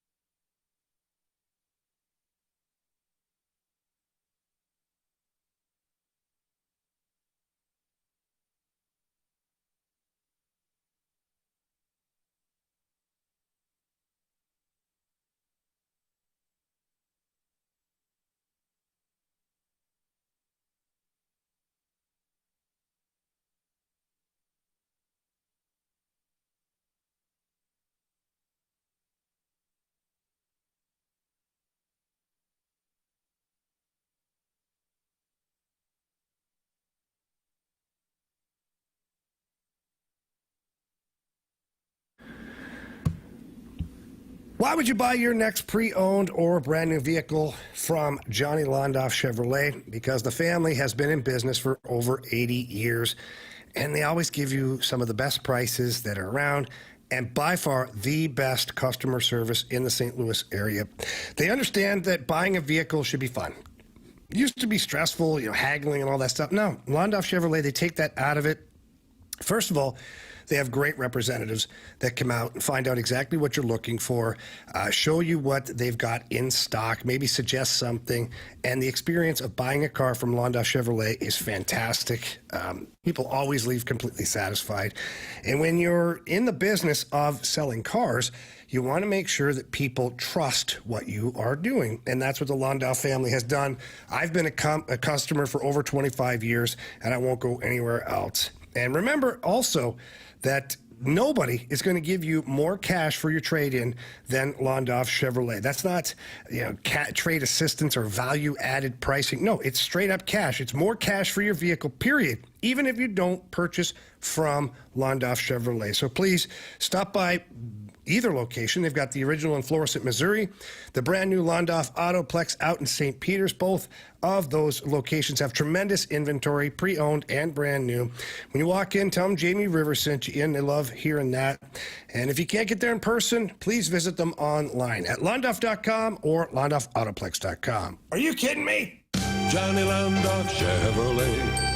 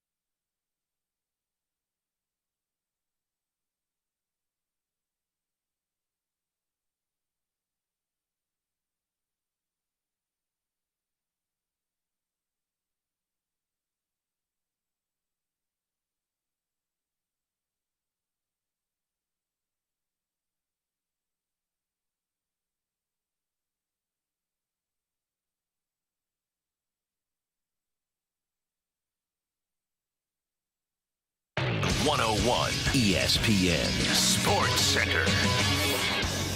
I'm Andrew Marsh. It's time for a Sports Center update brought to you by Saliga Heating and Cooling. The Blues lose 8-1 last night to the Ottawa Senators, and they'll take on the Philadelphia Flyers tomorrow. Pregame starts at 5. Puck drop is at 6. Tonight on 101 ESPN, you can listen to Game 5 of the World Series. The Dodgers still 1 win away from winning the World Series. Not if Anthony has anything to say about it. Pregame starts at 6. First pitch is around 7. And if you missed anything from today's show, make sure you go to 101ESPN.com or check out the free 101 mobile app. Just head to the podcast page, and it's all brought to you by Dobbs Tire and Auto Centers. Biggest question of the day coming up next. I'm Andrew Marsh, and the Sports Center update is brought to you by Saliga Heating and Cooling, an independent American Standard heating and air conditioning dealer.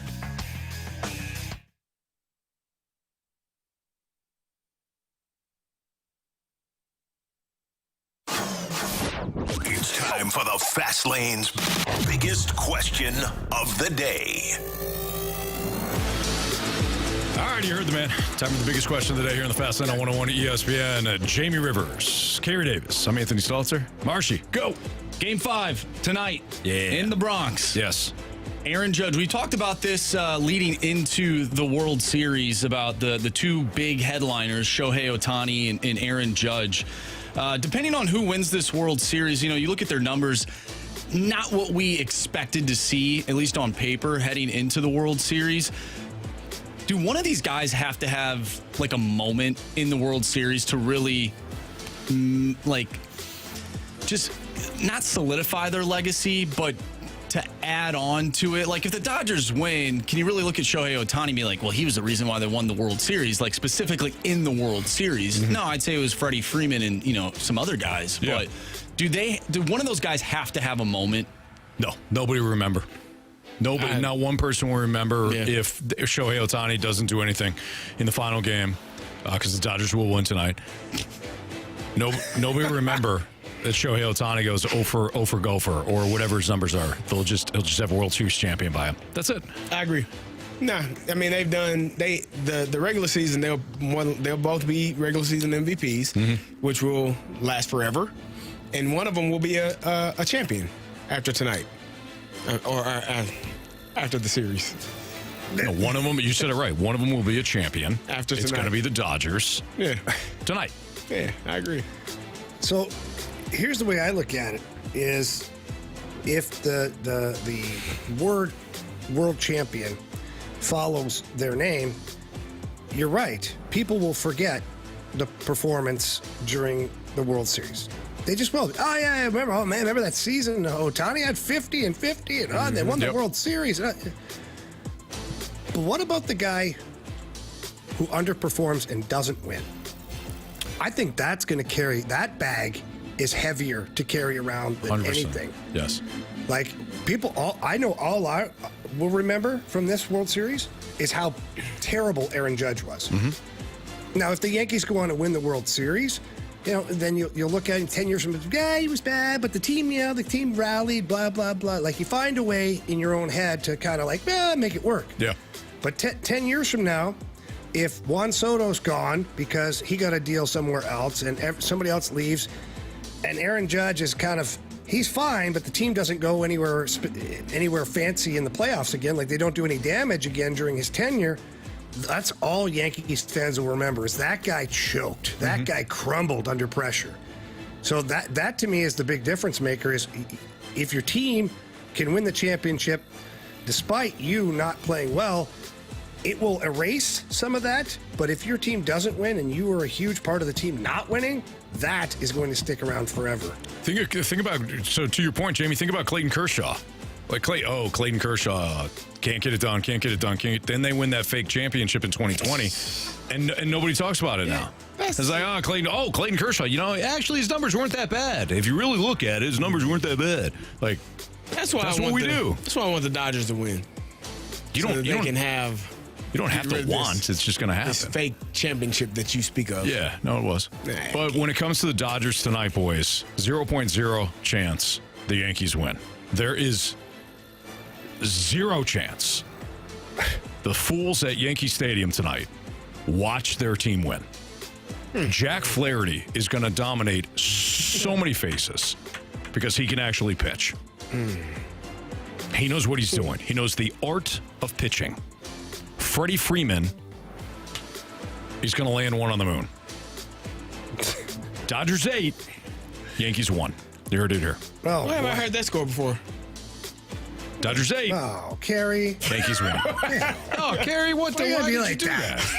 Remember where I said, come on, man. It's a horrible thing to do. The score sounded so familiar. What? I couldn't remember where it was. You refresh my memory. You didn't pull that out of nowhere, did you? Yeah, well, that's just how I feel. The Dodgers are going to win 8-1. Oh, I thought you said 28-3. I was like, that's a lot of runs scored. No. That was the score in the Super Bowl. Oh, okay. There's a lead the Falcons had in the third quarter, which you know, Marsh. You know that. 8-1 just feels weird. It feels like a lot of runs. Oh, 8-1. Or goals. Yeah. You know why the Falcons lost that Super Bowl is because you didn't say the Patriots would win. That's 100% right. That's 100% right. No, he actually thought that they were. I actually thought the Falcons were going to win. When Julio Jones, I did. I blame myself for that. When Julio Jones caught that pass on the sidelines to set him up for, like, they were in field goal range, they could go up by 10. I'm like, oh my God, they're going to win. They're actually going to win. Like, what am I going to do? I've never forgiven myself for that. And I'm not going to allow that moment to happen again to another fan base. Proud of you. Dodgers 8, Yankees 1. That's my Stalter guarantee for tonight. Bet the board, 3 stars of the day. Criticisms and compliments next on 101 ESPN.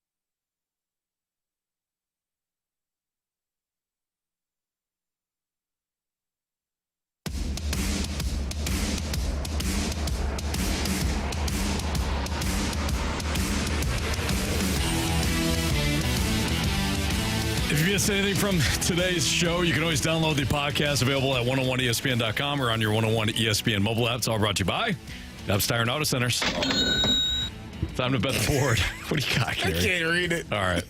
Time to bet the board. Jamie, you're up, man. Oh, wow. All right. You took the lead. Okay, well, I'm going back to the NHL tonight. Lightning play the Avalanche. But I hate the Avalanche's goaltending, and the Lightning are going to get opportunities. So I'm going with the Lightning minus 111 money line. All right. I'm going to take, well, you know who I'm going to take. Guaranteed winner, Dodgers. Give me the Dodgers on the money line. Plus 125. Wow. Juan Soto, 1.5 hits, runs, and RBIs. Oh, boy. We're still on that, huh? Yeah, one more game, Jamie. Freddie Freeman home run. Yeah. Marshy with the Freddie Freeman home run. Freddie Freeman home run. Yep. Why wouldn't it happen? All right, Marsh, what do we got for criticism and compliments or 3 stars of the day, whatever? Yeah, real quick here from FedEx Colton. I just laughed so hard I cried. Jackson is the most underrated talent on this station. He's hilarious and doesn't have to try. He's 100% the first star. We'll see about that.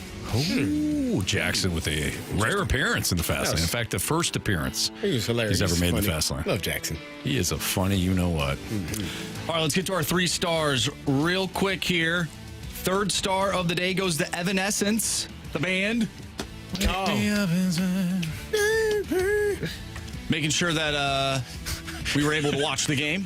That was Evanescence, Jamie. Don't look at Carey like that. That ain't it. 2nd star. Wake me up.